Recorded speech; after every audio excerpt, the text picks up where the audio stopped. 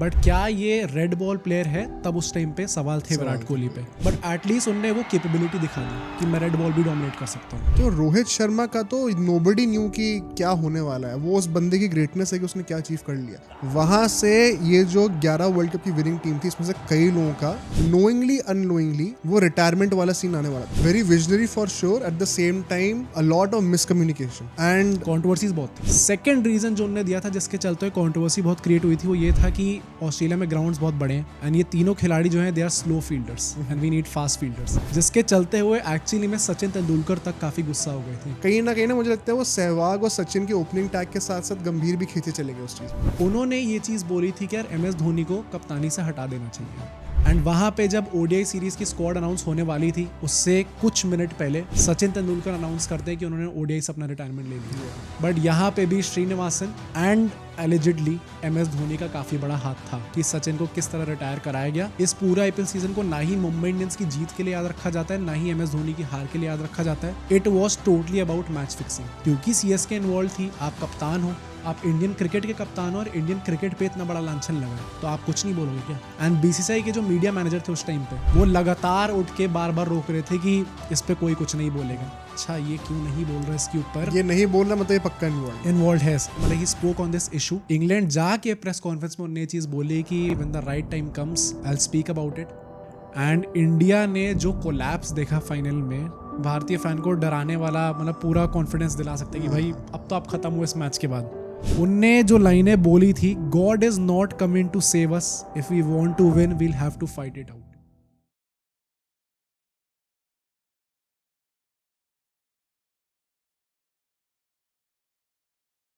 तो यार हमने इस पॉडकास्ट पे 2011 वर्ल्ड कप की ग्लोरी को डिस्कस कर रखा है। या ठीक है, हमने 2015 वर्ल्ड कप को डिस्कस करा है, 19 वर्ल्ड कप को डिस्कस करा है, 23 वर्ल्ड कप को डिस्कस करा है। इतने सारे जो टाइम पीरियड में हमारे स्ट्रगल्स थे, जो हमारे सक्सेस थे, सबकी बातें करी हैं, IPL की बातें करी हैं। बट एक जो बहुत ही इंपॉर्टेंट चैप्टर है इन सबके बीच में, एंड आई थिंक शायद सबसे अंडररेटेड और one of the hardest ones, क्योंकि हम आज बात करने वाले 2013 चैंपियंस ट्रॉफी की जो हमारी जीत हुई थी। एक टोटली नई टीम के साथ धोनी ने एकदम नए लुक के साथ, आउट ऑफ नोवेयर, कोई एक्सपेक्टेशंस नहीं थी, इंग्लैंड जाकर हमारी कंट्री को चैंपियंस ट्रॉफी जिताई थी। उस टाइम में 6 साल में हमारी ये तीसरी ICC ट्रॉफी थी। ये एक ऐसा टूर्नामेंट होने वाला है जिसकी वजह से धोनी की जो लेगेसी है ना, वो अनपैरेलल्ड लेवल पे जा चुकी थी और हमेशा के लिए सील हो चुकी थी। और साथ ही साथ आज के टाइम पे जो हमारी ऑडियंस में जितने भी रोहित शर्मा के फैंस हैं, विराट कोहली के फैंस हैं, इस जनरेशन के सबसे बड़े सुपरस्टार्स हैं, उनकी ग्लोरी की स्टार्टिंग यहाँ से हुई थी। आई थिंक ये one of the most important chapters है मॉडर्न इंडियन क्रिकेट हिस्ट्री की। प्लस आई थिंक अभी हम लोग चैंपियंस ट्रॉफी जीते हैं, तो ये अच्छा टाइम है इसके बारे में डिस्कशन करने का।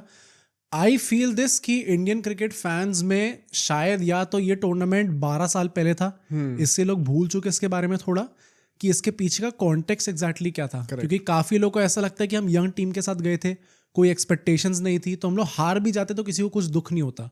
व्हेन इन रियलिटी इस पूरे पॉडकास्ट से सारे व्यूअर्स को आई थिंक वो कॉन्टेक्स्ट मिलने वाला है बहुत ज़रूरी, कि कैसे अगर हम लोग एक्चुअली में हार जाते हैं टूर्नामेंट, जो अच्छी बात है हम लोग जीत गए, बट अगर हार जाते तो पूरे इंडियन क्रिकेट के लिए, प्लस जितने भी MS धोनी फैंस हैं उनके लिए बहुत गलत चीज़ें हो सकती थी इसके बाद। मतलब 2013 और 2015 के बीच में गैप है नहीं, और उस टाइम पे IPL में बहुत सारे कांड हुए थे। तो उनका भी एक बहुत बड़ा बैकड्रॉप है जो कि इस पूरे टूर्नामेंट की इम्पोर्टेंस को हाईलाइट करेगा।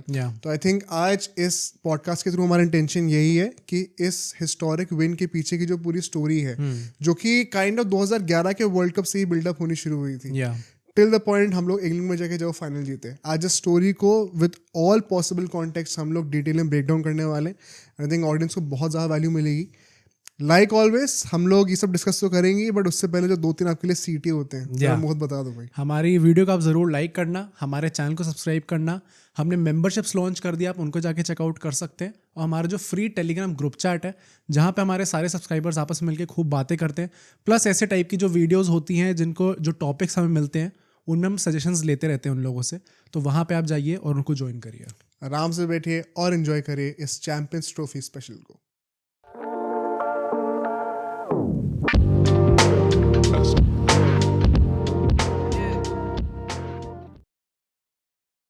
तो स्टार्ट करते हैं हम लोग पहले सेगमेंट से। जैसे हमने इंट्रो में तुमने कहा इनफैक्ट कि कैसे इस पूरी स्टोरी का जो कॉन्टेक्स्ट था एंड जो स्टोरी स्टार्ट हुई थी वो एक्चुअली में 2011 वर्ल्ड कप के बाद से हुई थी। एंड इसलिए हमें चैंपियंस ट्रॉफी के बारे में समझने से पहले हमें 2 साल पीछे जाना पड़ेगा। 2 अप्रैल 2011। आई थिंक जितने भी इंडियन क्रिकेट फैंस हैं उन सबको ये डेट याद होती है। हमारे भी पॉडकास्ट में मल्टीपल बार इस चीज़ की बात हो चुकी है। प्लस आई थिंक जिन लोगों ने वो नहीं जिया था उनको भी ये चीज़ पता है, क्योंकि इतनी बड़ी चीज़ हुई थी। हम लोग वर्ल्ड कप लेके आए थे 28 साल बाद, इंडिया में जीते थे, जो सेलिब्रेशंस थे वो सब लोगों ने देखे थे। सचिन फाइनली एक वर्ल्ड कप जीत गए थे, वो स्टोरी एंड हो रही थी धीरे धीरे। बट द पॉइंट इज कि वहाँ पे उस टाइम पे जितने भी लेजेंड्स थे हमारे, लाइक गौतम गंभीर जिन्होंने फाइनल में इतनी अच्छी इनिंग्स खेली थी, महेंद्र सिंह धोनी हिमसेल्फ जिनमें इससे पहले थोड़े क्वेश्चंस वापस आने लग गए थे उनकी कप्तानी पे, या फिर सीनियर से जो अनबन हो रही थी उसकी स्टोरीज निकल के आई थी। सचिन तेंदुलकर इतना ग्लोरियस करियर, बट एक वर्ल्ड कप की कमी थी, वो फाइनल यहाँ पे कंप्लीट हुई थी। और बॉलर्स लाइक जहीर खान, हरभजन सिंह जो कि ऑलरेडी लेजेंड्स थे, बट वर्ल्ड कप के बाद उनके ऊपर वो लेजेंड वाला थप्पा लगना जरूरी था। वो दिखना जरूरी था कि एक अच्छा ट्रॉफी कैबिनेट में एक वर्ल्ड कप है इनके पास। युवराज सिंह जिन्होंने पूरा कैंसर के साथ लड़ते लड़ते हमें एक ट्रॉफी जिताई थी, प्लेयर ऑफ द टूर्नामेंट रहे थे। इन सारे जो लेजेंड्स थे इनके पास एक वर्ल्ड कप आ गया था। एंड इन सबको खुश देख के हम इंडियन क्रिकेट फैंस को भी बहुत खुशी हो रही थी। एंड नेचुरली सबको ये लगा था कि भाई अब वर्ल्ड कप फाइनली आ चुका है, ट्रॉफी की छड़ियाँ लगने वाली है आगे जाके। एंड जो हमारे लेजेंड्स हैं जिन्होंने हमें वर्ल्ड कप जिताया है, इनको हम लोग साथ में खेलता हुआ देखेंगे और ट्रॉफीज लाएंगे लोग इंडियन क्रिकेट में। बट एक्चुअली में ऐसा होता नहीं है, क्योंकि 2011 वर्ल्ड कप में हमने एक पॉडकास्ट निकाला था, उसमें हमने ये चीज़ डिस्कस करी थी कि कैसे वर्ल्ड कप फाइनल में जो प्लेइंग 11 उतरी थी, उस मैच के बाद से कभी वो प्लेइंग 11 साथ में कभी खेली नहीं। वो 11 खिलाड़ी कभी भी किसी टीम में साथ में नहीं थे। वो ये बहुत शॉकिंग चीज़ है एक्चुअली में, क्योंकि that team was full of legends and full of match winners. And ऐसा भी नहीं है कि सबकी एज बहुत ज़्यादा हो गई थी, मतलब काफ़ी लोग जो थे वो अपने प्राइम हिट कर रहे थे या फिर प्राइम में चल रहे थे। तो सबको लगा था कि यार मतलब अभी 11 वर्ल्ड कप है, 2 साल भी नहीं बचे थे चैंपियंस ट्रॉफी आने में, तो लगा था कि यार ये तो खेल लेंगे कुछ ना कुछ करके, इतनी बड़ी प्रॉब्लम नहीं होने वाली। मतलब चैंपियंस ट्रॉफी आते आते भी गायज लाइक युवराज गंभीर, ये लोग 32 साल के होते, 31-32 अपने प्राइम पर ही होते, अर्ली 30s में थे, मिड 30s तक भी नहीं पहुंचे थे। तो चैंपियंस ट्रॉफी तो it was a no brainer. बात थी कि 15 के वर्ल्ड कप में अपने टाइटल को डिफेंड करने का ऑनर मिलेगा कि नहीं मिलेगा। तो 13 की जो चैंपियंस ट्रॉफी थी वो तो कॉन्वर्सेशन में थी नहीं उस वक्त। वो तो था कि चलो ये तो आना ही आना है। बट हमारे जो लेजेंडरी कप्तान है महेंद्र सिंह धोनी, उनके दिमाग में कुछ और प्लानिंग चल रही थी, क्या पता उसी दिन से चल रही हो। प्लस 2011 वर्ल्ड कप इसलिए भी इम्पोर्टेंट है क्योंकि उस टाइम पे जो यंगस्टर्स थे उन्होंने भी ये दिखाया था कि भाई they are ready to read the next generation. चाहे हम लोग विराट कोहली की बात करें वहाँ पे, चाहे सुरेश रैना की बात करें, चाहे रविचंद्रन अश्विन की बात करें, इन सब ने अपना अपना रोल निभाया था पूरे वर्ल्ड कप कैंपेन ने। एंड हमें वो प्रॉमिस दिखाया था कि ये लेजेंड्स जाएंगे तो ये सारे लोग रेडी हैं टू टेक ओवर। तो उनके पर्सपेक्टिव से भी ये चीज़ काफ़ी अच्छी निकल के आई थी। बट वर्ल्ड कप के बाद जो अगले 2 साल थे before we won the champions Trophy, वो उतने स्मूथ नहीं होने वाले थे।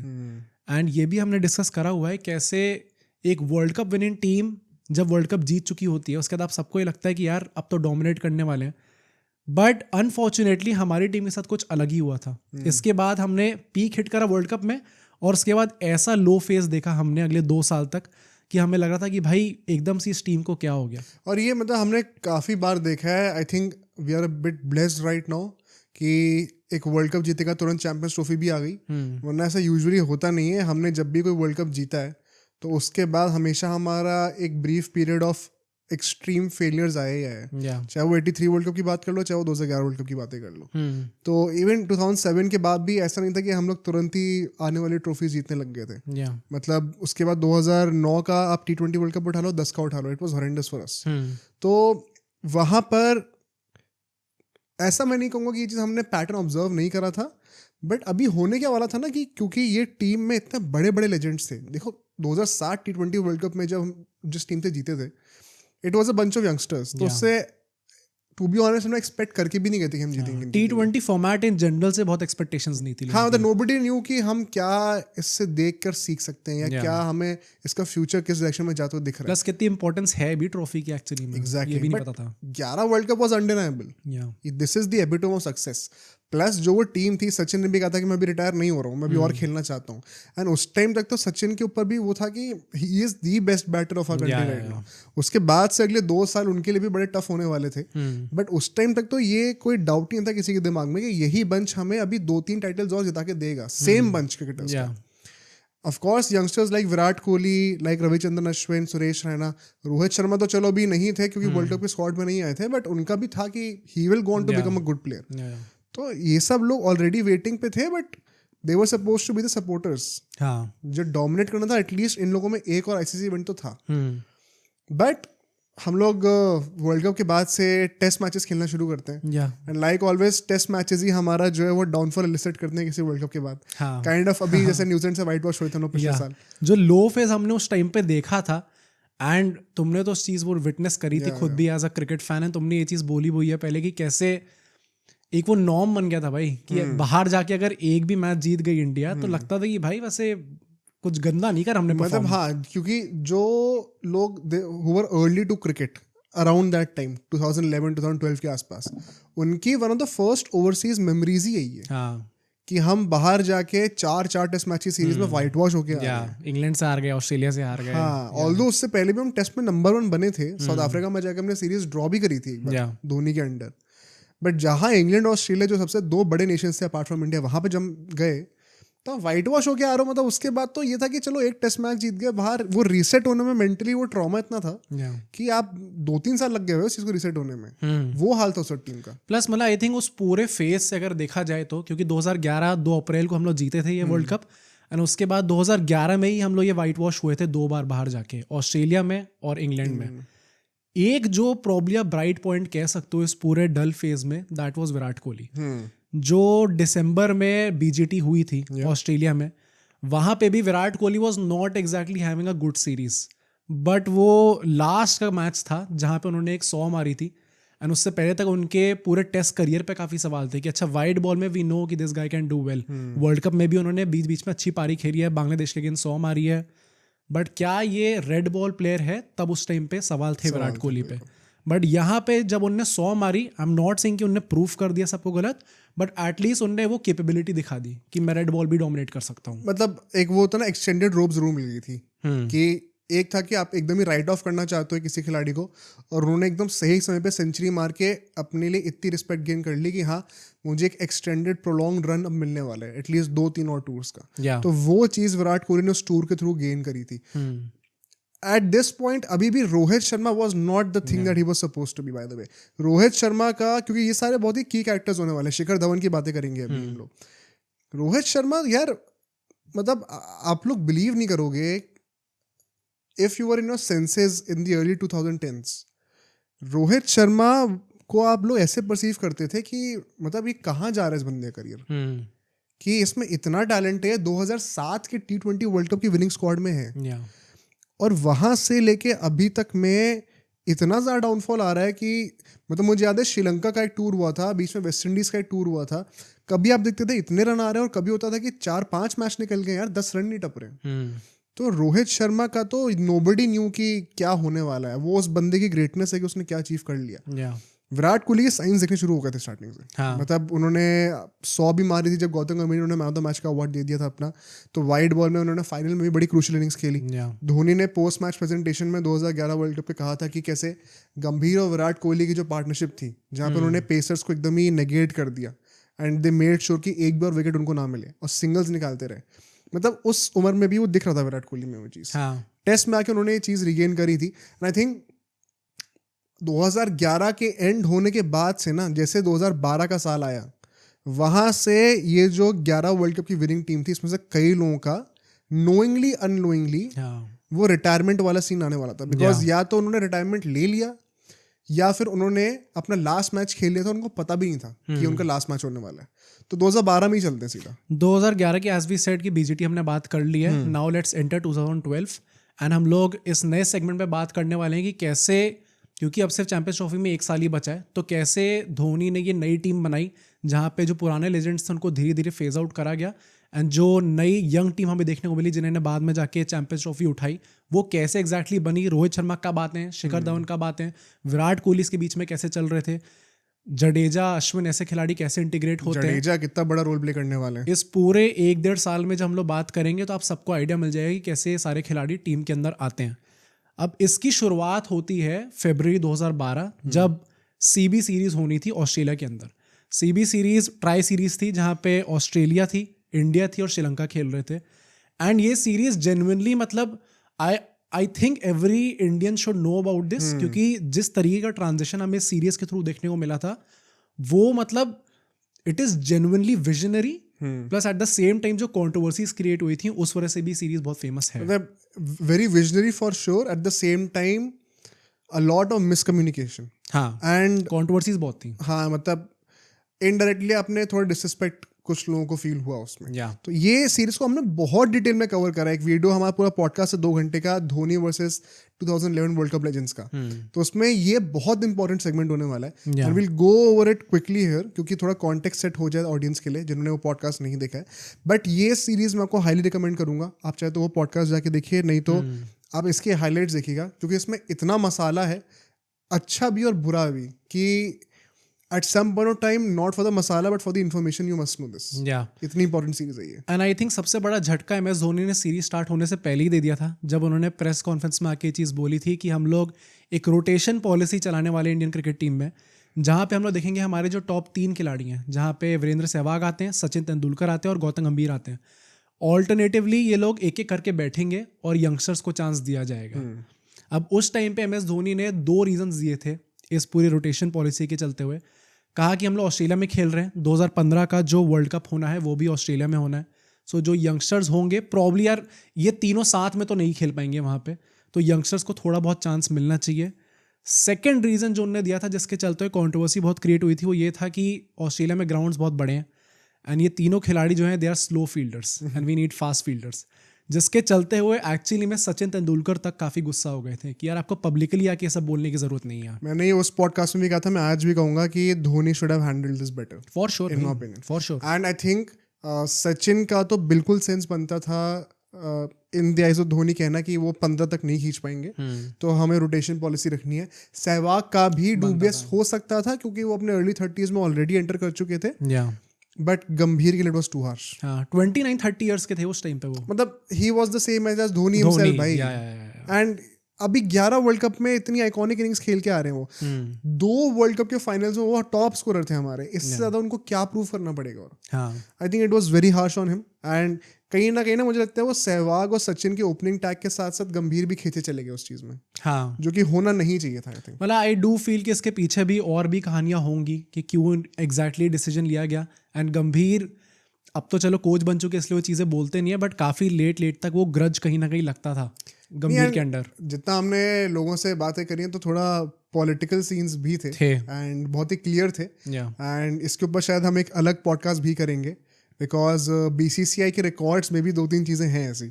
तो ये बात ये नहीं हियर एंड से नहीं है, इसका एक्चुअल प्रूफ है। हाँ, बट ये करेंगे किसी पॉडकास्ट में कवर। आई थिंक इस सीरीज को भी लोग बेसिकली याद ऑब्वियसली कंट्रोवर्सीज की वजह से भी रखते हैं, बट एक मैच स्पेसिफिकली जहाँ पे हमने देखा था कि भाई आगे आने वाला बंदा जो हमें लीड करेगा उसने मतलब ही basically announce himself on the big stage, जहाँ पे हम लोग देखते हैं कि एक मस्ट विन मैच था इंडिया के लिए, क्योंकि इंडिया की सीरीज स्टार्ट बहुत गंदी हुई थी, जीत नहीं पा रहे थे वो। बट श्रीलंका के अगेंस्ट एक मस्ट विन मैच था होबार्ट में, जहाँ पे विराट कोहली ने 133 रन मारे थे।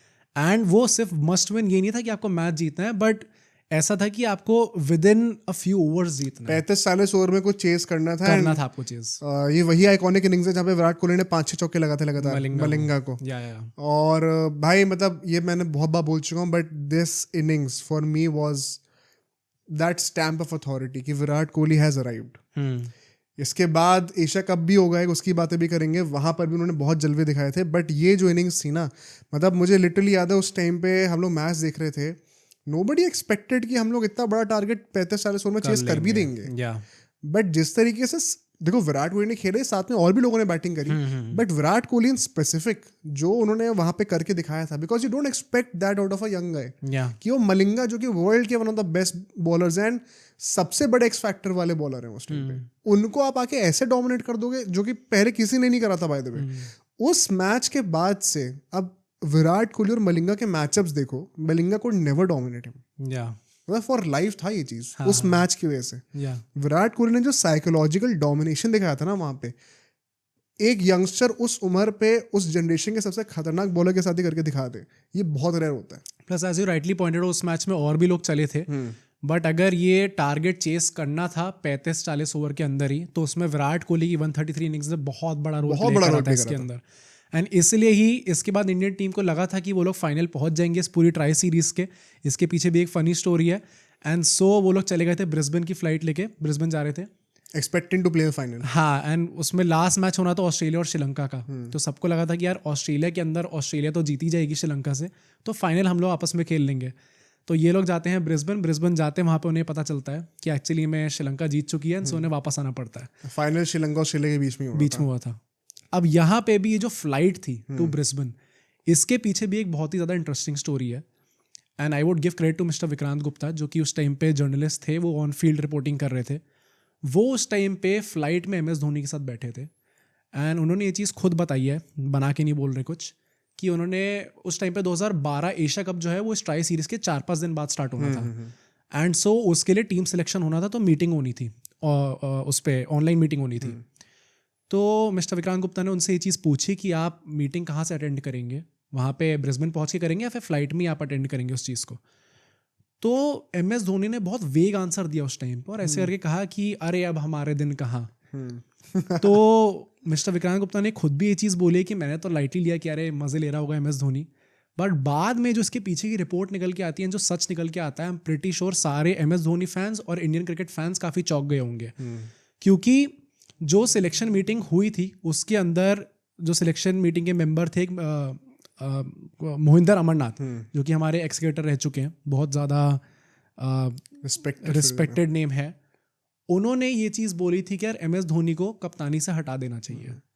एंड मतलब ये इतनी ज़्यादा शॉकिंग है क्योंकि अभी हम लोग 2012 में हैं एंड 2 अप्रैल को हम लोग वर्ल्ड कप जीते, तभी 1 साल भी नहीं हुआ हमें वर्ल्ड कप जीते। बात ये ना, अगर आप 8-0 हार जाओ 4 टेस्ट मैचेस की 2 अवे टूर्स पे, आप 8 के 8 पे वाइट वॉश होकर हारे पूरा, तो लॉजिकली सेइंग कोई भी बंदा टेस्ट कप्तानी अपनी रोक नहीं पाएगा। टेस्ट कप्तानी, यस, या plus on top of that अगर आप फिर वहां जाके CB सीरीज में भी बिना फाइनल खेले बाहर आ जाओ, तो उस टाइम पे 3 कैप्टन पॉलिसी तो होती नहीं थी।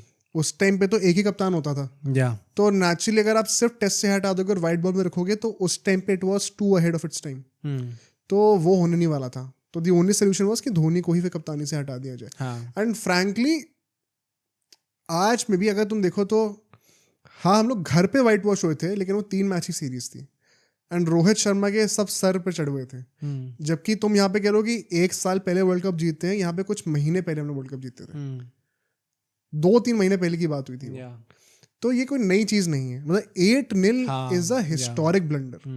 तो वहां से ये कई सारी शाउट्स थी भी कि अब टेस्ट कप्तानी से हटा देना चाहिए। इनफैक्ट T20s में भी उसी साल गौतम गंभीर जो है वो IPL भी जीतते हैं KKR से, एंड एक बहुत बड़ा शाउट उनके लिए भी था कि T20 में ही is a better tactical brain, तो उनको भी चांस देना चाहिए था। ODI में I think Dhoni was undisputed, और वो भी आगे हमें दिखाएंगे। प्लस T20 वर्ल्ड कप होना भी था 2012 में, तो अगर करना था तो उसी टाइम पे चेंज कर सकते थे आप, वरना it would have been too late.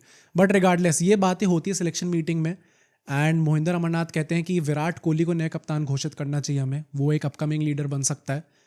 But जो BCCI के प्रेसिडेंट थे उस टाइम पे मिस्टर श्रीनिवासन, जो कि CSK ओन भी करते हैं, जो कि हर स्टोरी का पार्ट होते हैं, सब जानते हैं, उनके और धोनी के रिलेशंस बहुत अच्छे हैं, वो बोर्ड प्रेसिडेंट थे। उनने इस टाइम को मना कर दिया कि नहीं यार, धोनी को चेंज करने की कोई जरूरत नहीं है, वीटो कर दिया था ना। हाँ, अकेले इंसान थे अपेरेंटली वो, जिन्होंने कहा था कि नहीं, धोनी नहीं हटेंगे। एंड सो 2012 का एशिया कप में भी MS धोनी हमें लीड करते हैं। ऑल्दो वो एशिया कप भी हमारा बिल्कुल अच्छा नहीं जाता क्योंकि हम लोग ग्रुप स्टेज में ही बाहर हो जाते हैं, बट वहाँ पे भी अगर आप लोग इंडिविजुअली बात करें तो कुछ खुशी के पल थे इंडियन क्रिकेट फैंस के लिए, क्योंकि हमें वहाँ पे सचिन तेंदुलकर की 100 देखने को मिली। The biggest moment, that was the biggest moment Bangladesh के इंडिविजुअल प्लेयर, हाँ, देखने को मिला था। Plus at the same time Virat Kohli की जो इनिंग्स आई थी पाकिस्तान के अगेंस्ट, दैट 183 की, सचिन्स लास्ट ODI, उसमें उन्होंने 50 मारे थे। विराट कोहली ने जो बैटिंग करी थी उसमें आई थिंक टू डेट उनका टॉप स्कोर है वो 183 का ODI में। हाँ, आज तक उन्होंने सरपास नहीं करा उस चीज को। मतलब वो आई थिंक ये भी, जैसे काफी लोग कहते हैं 133 वो इनिंग्स है जहां से हमें लगा कि विराट कोहली हैज अराइव्ड, कुछ लोग के लिए 183 वाली हो सकती है ये। आई थिंक नहीं यार, वो होबार्ट वाली रिंग थी ना, वो वहां तक हो गया था कंफर्मेशन भाई। हाँ मतलब ये जो पाकिस्तान के अगेंस्ट एशिया कप में इन्होंने खेला है, वो तो था कि now you are piling on this, या एंड अब तो आपको पता ही है कि ये बंदा अगला आ चुका, अब तो ये डोमिनेट करना शुरू कर चुका है। वो जो इनिंग थी ना भाई, उसका इम्पैक्ट अलग था। ओके, वो अनपैरेलल्ड इनिंग्स है। बट रिगार्डलेस हमारा एशिया कप अच्छा नहीं जाता, हम लोग ग्रुप स्टेज में बाहर हो जाते हैं। एंड इसके बाद बीसीसीआई मैनेजमेंट ने, एंड यहाँ पे हम लोग कप्तान को ही प्रॉब्ली बोलेंगे, MS धोनी ने ये सोच लिया था कि यार अब इस टीम में चेंजेस बहुत इंपॉर्टेंट है। एंड सो एशिया कप खत्म होते ही हमें देखने लग गया था आने वाली सीरीज में कि कैसे जो भी लेजेंड्स रहे हैं हमारे, उनको धीरे धीरे फेज आउट करा जा रहा है। चाहे वो जहीर खान हो, चाहे वो सहवाग हो, सचिन हो, गंभीर, युवराज सिंह, हरभजन सिंह, सबको धीरे धीरे चांसेस कम मिलने लग गए थे। एंड इसी के बीच में 2012 का T20 वर्ल्ड कप हुआ था, जो कि एक और बहुत ज़्यादा डिसअपॉइंटिंग कैंपेन रहा हमारे लिए। हम लोग सुपर 8 स्टेज में ही बाहर हो गए थे। ऑल्दो ये भी मैंने पहले बोल रखा है, but it was very unfortunate. हाँ कहते तो हैं, क्योंकि उसमें एक आप मैच बुरी तरीके से आ रहे थे ऑस्ट्रेलिया से, and उसके चलते हुए आपका थोड़ा वो फॉर्मेट उस टाइम पे ऐसा था कि लक नहीं बैठा। ये वही बड़ा फेमस वर्ल्ड कप उसके लिए भी है, क्योंकि साउथ अफ्रीका से मैच हुआ था आखिरी वाला, और उसमें कुछ ऐसा था कि इंडिया को एक सर्टेन नंबर ऑफ रन से जीतना है। पहले बैटिंग कर रही थी इंडिया उस मैच में, और जब साउथ अफ्रीका ने वो क्रॉस कर लिया था बैरियर, तब उस टाइम पे विराट कोहली को देखा था रोते हुए। अच्छा या तो उनके पास ही वो बॉल आई थी, उन्होंने थ्रो करा था, फिर वो रो रहे थे। तो वो इसी वर्ल्ड कप की फोटो है, बहुत पॉपुलर फोटो है वो भी। तो प्रॉब्ली हम लोग थोड़ा अनलकी थे, बट रिगार्डलेस भाई आप लोग सिर्फ रिजल्ट देखते हो, एंड सुपर 8 स्टेज में इंडिया जैसी टीम का बाहर होना, देन अगेन मैं वही बोलूंगा कि 2011 में हम लोग वर्ल्ड कप चैंपियंस थे। उसके बाद इस तरीके से बाहर होना, ये चाहे BCCI मैनेजमेंट हो, चाहे फैंस हो, उनके लिए it was a hard pill to swallow. And so हमें चेंजेस लगातार दिखने लग गए थे। इसी के साथ हम लोग 2012 के एंड में आते हैं, जब हम लोग देखते हैं दिसंबर में पाकिस्तान के अगेंस्ट हमारी एक ODI सीरीज होनी थी, ODI एंड T20। एंड वहाँ पे जब ODI सीरीज की स्क्वाड अनाउंस होने वाली थी, उससे कुछ मिनट पहले सचिन तेंदुलकर अनाउंस करते हैं कि उन्होंने ODI से अपना रिटायरमेंट ले लिया। इसके पीछे भी बहुत ज़्यादा डार्क स्टोरी है, एंड मैं बस आपको हिंट दूंगा ताकि आप सब लोग जाके वो वीडियो भी देखें इसके बाद। बट यहाँ पे भी Srinivasan and allegedly MS Dhoni का काफ़ी बड़ा हाथ था कि सचिन को किस तरह रिटायर कराया गया। एंड मैं ये भी बोलूँगा कि it came as a shock to Sachin as well. इतने में मैं छोड़ दूँ, बाकी का स्टोरी आपको देखनी है तो आप वो वीडियो जाके देख सकते हैं। बट सचिन का हमें वहाँ पे रिटायरमेंट देखने को मिलता है। एंड ये जो पाकिस्तान की ODI सीरीज थी, यहाँ पे हमें एक और खिलाड़ी, एक और दिग्गज खिलाड़ी जिनका लास्ट ODI मैच निकल के आता है, वो थे सहवाग। करेक्ट। पहले 2 मैचेस में उनको चांस दिया जाता है to open the innings with Gautam Gambhir, but वो दोनों मैचेस में कुछ खास नहीं कर पाते, जिसके चलते उन्हें टीम से निकाला जाता है। एंड फिर for the rest of the series गंभीर के साथ ओपन करते हैं अजिंक्य रहाणे। अभी भी रोहित शर्मा सीन में नहीं आए हैं, 2013 आ चुका है। मतलब अभी तक उनको परसीव नहीं करा जा रहा था as a potential long term opener for Indian team. तब तक था कि ये मिडिल ऑर्डर में बैटिंग करेंगे। टेस्ट मैचेस में तो था कि नंबर 6 पे बैटिंग कर रहे थे उस टाइम पे, क्योंकि ऊपर तक एकदम स्टैक था पूरा जो बैटिंग ऑर्डर था इंडिया का। ODIs में भी उन्होंने जितना, इनफैक्ट ODIs का वाइड बॉल क्रिकेट में भी उन्होंने जितना खेला था उस टाइम तक, आर्ग्यूमेंट्स तो ये थे कि आपने बहुत बड़ा रोप दे रखा है इनको। इनफैक्ट आज की डेट में भी मैं कहूँगा कि रोहित शर्मा ने जितना कुछ अचीव करा उसमें बहुत बड़ा हाथ धोनी का भी है। क्योंकि धोनी अगर उनको वो एक्सटेंडेड रन नहीं देते, आज की डेट में इतना एक्सटेंडेड रन किसी को नहीं मिलता। एक टाइम पे आप KL राहुल के लिए थोड़ा आर्ग्यू कर सकते थे, बट KL राहुल ने भी स्टार्ट बहुत ही अच्छा करा था, and every now and then वो एटलीस्ट एक विनिंग तो ऐसी खेले दे। ही सोल्ड अस ड्रीम्स भाई। मतलब अब hopefully now he is doing well, but by the time this podcast series मुझे नहीं पता तब क्या सिचुएशन होगी, बट अभी तो फिलहाल बहुत अच्छा लग रहा है। एंड रोहित शर्मा का तो it was consistent disappointment for a long time. तो वहां तक ये किसी ने सोचा नहीं था कि इनको एक ओपनर की तरह भी ट्राई करा जा सकता है। प्लस ऑलरेडी इतने सारे लोग स्टैक थे ओपनिंग पे, तो दिमाग में ये थॉट आएगा भी क्यों, वही सीन था। बट इस कहानी में रोहित शर्मा की एंट्री पे हम लोग फाइनली आते हैं। किस सीरीज में, किस मैच में उनकी एंट्री होती है।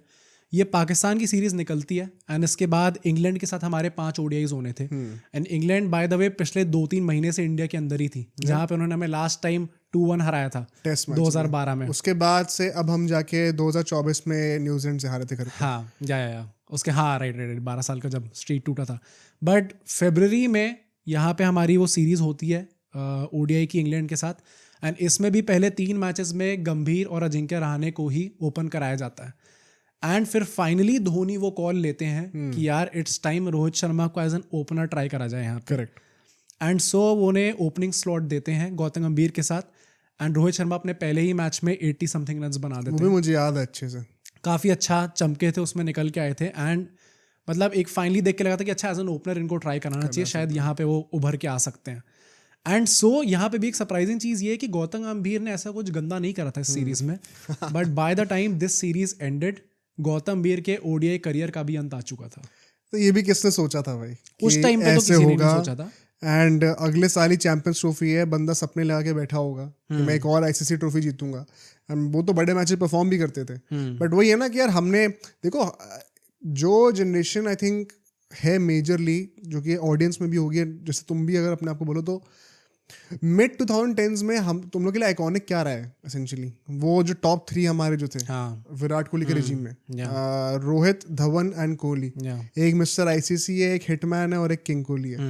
और यही तीनों जो है सबको वो आइकॉनिक इंडिया ऑस्ट्रेलिया की ओडीआई सीरीज याद होगी, जिसमें रोहित शर्मा ने अपनी पहली 200 मारी थी, उसमें 350 रन भी चेस कर दिए थे भाई, मजे मजे में कर दिया।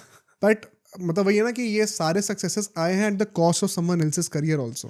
तो वो दोनों साइड्स ऑफ द कॉइन होती हैं, तो दोनों जगह थोड़ा हमें एम्पैथाइज करना चाहिए। बिकॉज आई जेन्युइनली बिलीव कि सचिन एंड सहवाग के लिए मैं फिर भी समझ सकता हूँ। मैं तो सचिन के इतने बड़े एडमायर रहा हूँ, मैं तो खुद कहता हूँ कि 2015 world cup did not make sense, वो थॉट भी लाना। बट गंभीर के लिए तो यार मतलब चलो 15 वर्ल्ड कप छोड़ो, कम से कम 13 चैंपियंस ट्रॉफी तो 2 साल पहले दी। गंभीर के करियर पे मतलब आई थिंक फॉर श्योर अगर लोग ध्यान देंगे इस चीज़ पे, क्योंकि काफ़ी लोग अब इस टाइम पे बस ऐसे समझते हैं कि यार he does not like MS Dhoni, इसलिए वो ऐसे कमेंट्स करते हैं। बट अगर आप उसकी रूट्स में जाएंगे, अगर आप देखेंगे कि कैसे आज की डेट में अगर आप किसी खिलाड़ी के साथ ऐसा होते हुए देखोगे तो you would call it out. And उसका बहुत तो बवाल हो जाएगा सोशल मीडिया में, क्योंकि सोशल मीडिया है, सबको प्रेजेंस ऑफ माइंड है, सबके पास एक प्लेटफॉर्म है अपना ओपिनियन शेयर करने के लिए। उस टाइम पे ऐसा नहीं था, and that is why Gautam Gambhir की स्टोरी टू सम एक्सटेंट काफी फॉरगॉटन स्टोरी है। एक अनसंग हीरो इसलिए उन्हें कहा जाता है क्योंकि काफी लोगों को उनकी स्टोरी अंडररेटेड कहा जाता है। बट अगर आप पीछे जाके देखोगे तो आपको पता चलेगा कि कहाँ से, अगर ये ग्रज है, वैसे तो मुझे अब लगता नहीं है कुछ है, बट ये जो भी थोड़ी बहुत स्टोरी है, इसका एग्जैक्टली ट्रुथ क्या है वो आपको उस टाइम पे पता चलेगा। हमने रोहित शर्मा की बात करी, शिखर धवन की एंट्री बहुत जल्दी होने वाली थी इस पूरे सीन में। And Shikhar Dhawan bye the way already काफ़ी टाइम से खेलते हुए आ रहे थे, बट उनका करियर वो टेक ऑफ नहीं करा था अभी तक।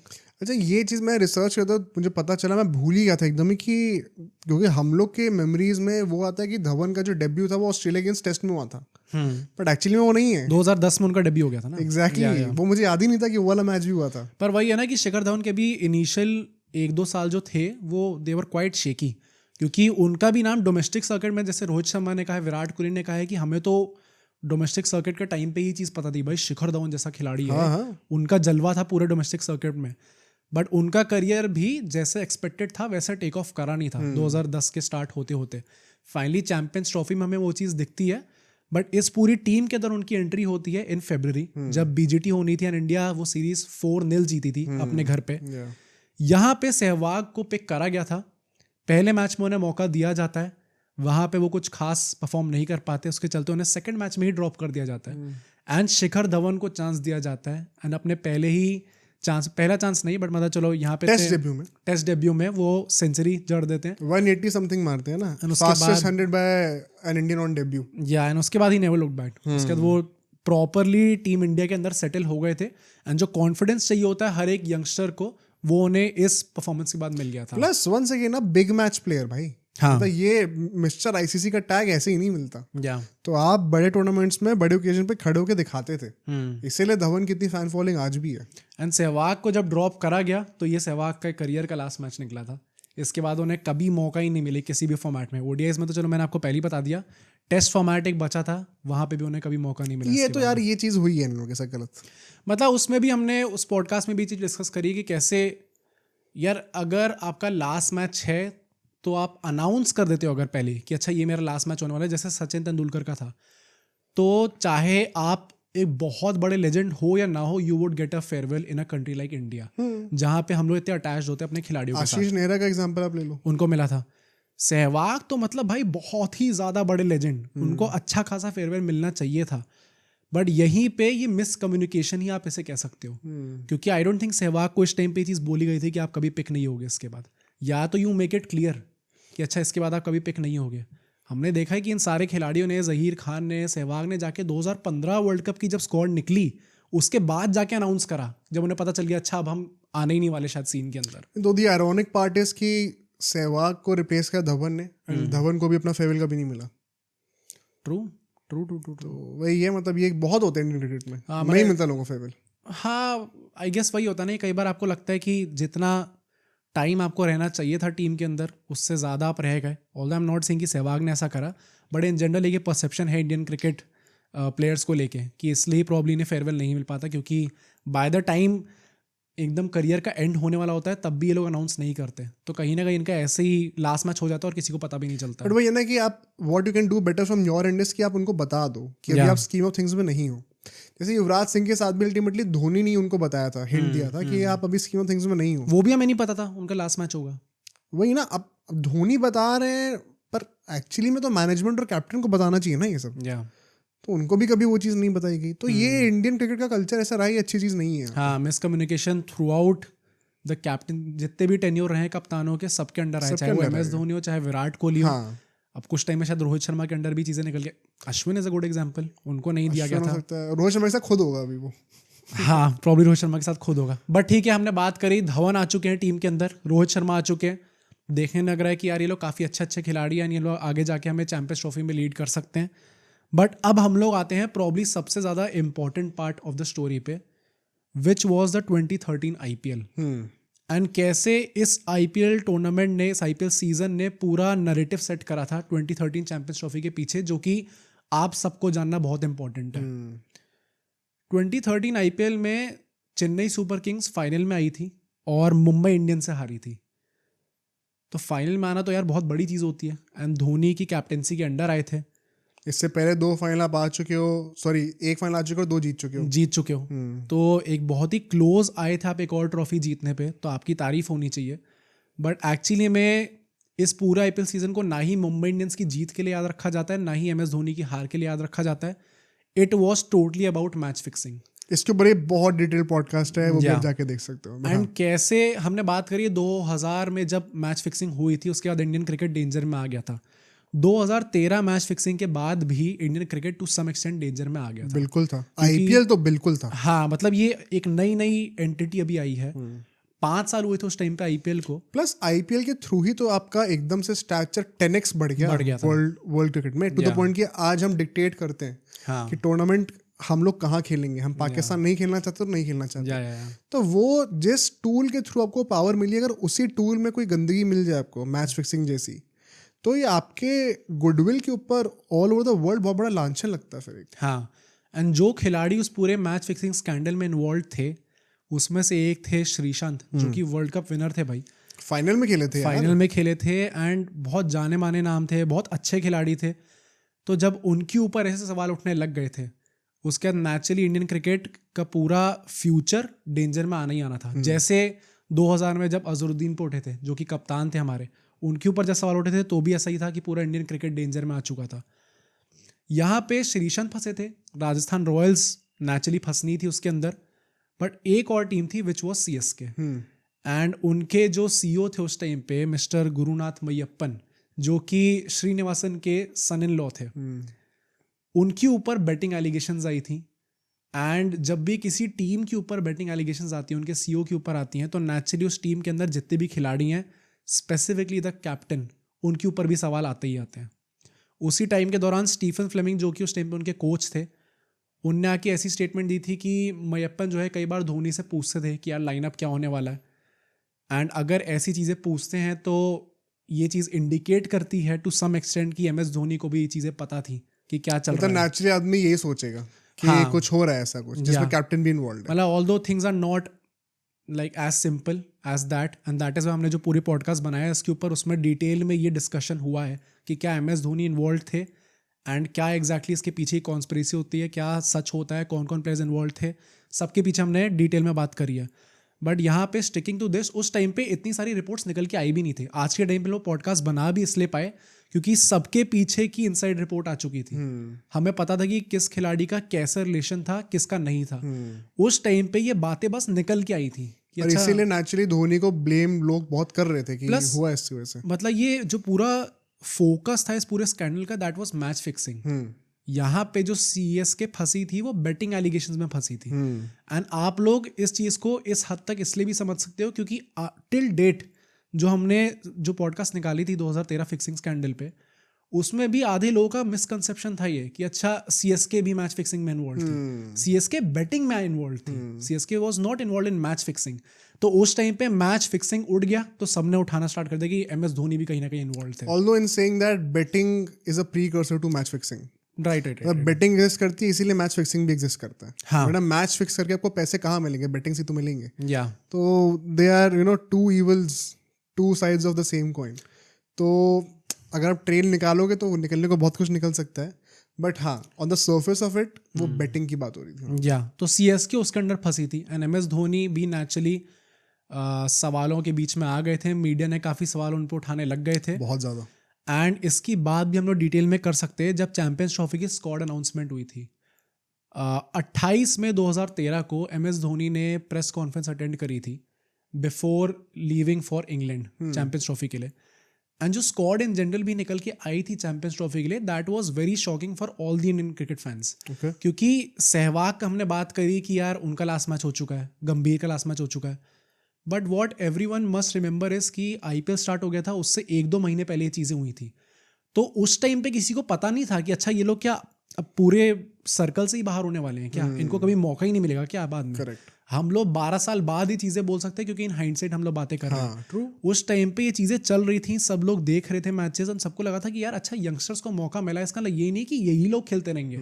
स्पेसिफिकली इन ICC इवेंट्स वहाँ पे आपको एक्सपीरियंस की बहुत ज़रूरत पड़ती है। तो जब ये स्क्वाड निकल के आई थी, एक बार स्क्वाड बताते हैं।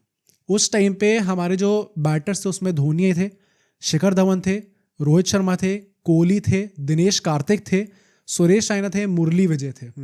जो ऑलराउंडर्स थे उसमें हमारे अश्विन जडेजा थे। एंड जो बॉलर्स थे उसमें इरफान पठान, भुवनेश्वर कुमार, अमित मिश्रा, ईशांत शर्मा, विनय कुमार एंड उमेश यादव। तो इरफान पठान को तो आप ऑलराउंडर भी कह सकते हो। मतलब जितने भी बाकी खिलाड़ी थे हमारे एक्चुअली में, सचिन, सहवाग, गंभीर, सब वाइड, जहीर खान, हरभजन सिंह, ये सब लोग चले गए थे, कोई स्क्वाड के अंदर था ही नहीं। एंड सो नेचुरली सवाल उठने ही उठने थे। अब यहाँ पे 2 चीज़ों पे सवाल उठे थे। सबसे पहले तो मैं आपको फिक्सिंग वाली चीज़ बताता हूँ। जब ये press conference MS Dhoni attend कर रहे थे तब उनसे time and time again media जो पहुंची थी वहाँ पे वो मैच फिक्सिंग पे ही सवाल कर रहे थे कि आपका इस पे क्या कहना है। क्योंकि CSK इन्वॉल्व थी, आप कप्तान हो, आप इंडियन क्रिकेट के कप्तान हो और इंडियन क्रिकेट पे इतना बड़ा लांछन लगा है तो आप कुछ नहीं बोलोगे क्या, ऐसा टाइप के सवाल उनसे पूछे जा रहे थे। एंड BCCI के जो मीडिया मैनेजर थे उस टाइम पे वो लगातार उठ के बार बार रोक रहे थे कि इस पे कोई कुछ नहीं बोलेगा। MS धोनी ने पूरे टाइम शांत रहे थे ऐसे सवालों पे। एंड वही है ना कि यार मतलब कई बार आप चीज़ें नहीं बोल पाते हो, बट आपकी साइलेंस को भी कई बार ऐसे समझा जाता है कि अच्छा ये क्यों नहीं बोल रहा है इसके ऊपर, ये नहीं बोल रहा मतलब ये पक्का इन्वॉल्व है। तो जो मीडिया थी, मैंने कुछ उस टाइम पे वीडियोस देखी हैं मीडिया की जो भी यूट्यूब पे अवेलेबल है, उनने ऐसे टाइप के एजेंडा रन करे हैं, is Dhoni answerable only to CSK owners and not a billion fans. कितनी ऑफेंसिव हेडलाइन है भाई। मतलब है, पर उस टाइम पे देख के तो लोगों को लगा यार कुछ मीट तो है इसकी बातों में। मतलब सिर्फ CSK ओनर्स को आप जवाब दोगे, यहाँ पे इतने बड़े फैंस हैं जो कि इंडियन क्रिकेट के फैंस हैं, more than 1 billion people are supporting you, backing you, and आप उनको कोई सवाल जवाब नहीं दोगे। एक जर्नलिस्ट ने स्पेसिफिकली उठ के थोड़ा सा एक अग्रेसिव टोन में मीडिया मैनेजर से बोला था कि यार ये इंडियन क्रिकेट का कप्तान है, अगर ये कमेंट नहीं करेंगे इस बात पे तो और कौन करेगा? जो कि इन प्रिंसिपल तो सही है। एंड यहाँ से बैठे बैठे देख के हमें लगता है कि ऑब्वियसली यार कप्तान को कुछ ना कुछ तो बोलना ही चाहिए। बट मैं यही कहूँगा कि हमें थोड़ी बहुत सिंपैथी भी दिखानी चाहिए इन सब के साथ, क्योंकि it is not as easy, it is not that simple कि कोई भी आके आराम से कमेंट कर देगा इसके ऊपर। आई एग्री, बट पता है ये अभी थोड़ी सब्जेक्टिव डिबेट होने वाली है। मुझे लगता है कि मीडिया का पूरा हक है वो चीज़ पूछना। हाँ, पूछना तो डेफिनेटली चाहिए। तो और यूजुअली ऐसे प्रेस कॉन्फ्रेंसेस होते भी तभी हैं जब कोई स्क्वाड अनाउंसमेंट हो रही हो या कोई सीरीज के स्टार्टिंग से पहले आप आ रहे हो, तो और कोई मौका भी नहीं है। तो आप कब पूछोगे? IPL के जज्बाती हो रहे हैं चैंपियंस ट्रॉफी, तो आई थिंक वहाँ पर ये क्वेश्चन पूछना, ऑल्दो इन प्रिंसिपल जब भी कोई प्रेस कॉन्फ्रेंस होती है तो मीडिया मैनेजर्स का ये डायरेक्टिव्स होते हैं कि जिस पर्पस के लिए प्रेस कॉन्फ्रेंस हो रही है सिर्फ उसी टॉपिक की बातें करी जाए। बट आप मीडिया को और कौन सा मौका दे रहे हो पूछने का? तो आई थिंक अगर आपको डायरेक्ट एक्सेस धोनी से मिल ही तब रहा है, being the Indian captain, being the captain of the team that is involved also, I think वहां पे पूरा हक था मीडिया का ये पूछना, और ये बीसीसीआई तो छोड़ो, ये इन जनरल भी है कि जितनी भी पीआर जहाँ पे इन्वॉल्व होती है ना, और जो बड़ी बड़ी ऑर्गेनाइजेशंस होते हैं, बड़े बड़े सेलिब्रिटीज़ होते हैं, वहाँ पे हमेशा ये होता है कि आप बहुत ही स्पेसिफिकली एक टॉपिक पे बात करने के लिए आते हो, थोड़ा सा भी इधर उधर रिलेटेड क्वेश्चन पूछ ले जाए तो आप अलाउ ही नहीं करते हो। वाइल इन प्रिंसिपल ये कई जगहों पे इम्पॉर्टेंट भी होता है, बट ये एक एक्सेप्शन था जहाँ पे ये सवाल उठने ज़रूरी थे। तो आई थिंक वहाँ पे जब धोनी ने ये चीज़ को आंसर नहीं करा, फिर मीडिया मैनेजर को बीसीसीआई ने डायरेक्टिव्स दिए कि आप ये एंटरटेन मत करना, it was a bit disrespectful to the Indian cricket fan audience also. ये तो मैं 100% मानता हूँ। Very honestly I feel media की तो कोई गलती नहीं है, उनका तो काम ही है सवाल पूछना एंड ऐसे टाइप की चीज़ें बातें करना। अगर MS धोनी ने या फिर बीसीसीआई ने कुछ जस्टिफिकेशन दिया होता या फिर कुछ आंसर दिए होते तो शायद ऐसे टाइप की हेडलाइंस कि MS धोनी कैसे CSK के ओनर्स को आंसरेबल हैं, ये सब चीज़ें चल ही नहीं होती तब। अगर आपने थोड़ी क्लैरिटी दी होती तो ये सब चीज़ें नहीं चल रही होती। मतलब आप चाहो तो ये भी कह सकते हो ना कि अच्छा प्रेस कॉन्फ्रेंस के स्टार्टिंग में कि मुझे पता है तुम क्या पूछना चाहते हो, तो 2 क्वेश्चन पूछ लो उसके रिगार्डिंग, उसके बाद हम दोबारा बात नहीं करेंगे। प्लस एक मिडिल ग्राउंड रीच कर लो मीडिया के साथ। मतलब प्रॉब्ली यहाँ पे बैठ के मैं चीज़ें बोल सकता हूँ, बट मुझे आई नेवर अंडरस्टूड दिस क्या कि क्यों बीसीसीआई या फिर MS धोनी, यार आई एम नॉट सेइंग कि आप इस फ्रेंचाइज का नाम ले लो या फिर जो इंडिविजुअल्स इन्वॉल्व है उनका नाम ले लो, बट आप सिंपली बस ये तो कह सकते हो कि what ever has happened should never happen Indian cricket, और हम लोग इस चीज़ को सपोर्ट नहीं करते बिल्कुल भी। इतना तो यार, इतनी स्टेटमेंट तो आप दे सकते हो, क्योंकि ये तो बहुत ही ग्रे एरिया में है। मतलब आप किसी को आउटराइट पॉइंट नहीं कर रहे हो, यू आर सेइंग कि जो एक्ट है मैच फिक्सिंग का या फिर जो भी एलिगेशंस लगे हैं, ये चीज़ें मतलब नहीं होनी चाहिए इंडियन क्रिकेट के अंदर। जैसे सौरव गांगुली ने उस टाइम पे बोला था कि MS धोनी ने बहुत सही करा एकदम चुप रह के। उनने बोला कि वो बंदा जानता ही नहीं इसके बारे में तो क्या बोलेगा। Plus it is never a good thing to say something on these topics, क्योंकि यू नेवर नो कि एक्चुअली में वो बंदा इन्वॉल्व है या नहीं है। जैसे श्रीशांत या फिर जितने भी खिलाड़ी इन्वॉल्व थे या फ्रेंचाइजीज इन्वॉल्व थी, उस टाइम पे ये चीज़ थप्पा लग के प्रूव नहीं हुआ था कि यार ये लोग गिल्टी हैं, दे वर चार्ज्ड विद इट। तो कभी आप ऐसे मामलों में एक स्टेटमेंट देने से थोड़ा झिझकोगे कि यार नहीं देनी चाहिए मुझे। मतलब I don't agree with that. मुझे लगता है कि ये बिल्कुल सही बात बोली गांगुली ने कि आप जब पता ही नहीं एग्जैक्टली हुआ है कि नहीं तो आप क्या बोलोगे, लेकिन आप ये स्टेटमेंट तो दे सकते हो for the sake of the Indian fans जिन्होंने आपको इतना बड़ा क्रिकेटर बनाया है, कि उनको आप रीअश्योरेंस तो दे दो कि यार हम ये चीज़ एंटरटेन नहीं करते।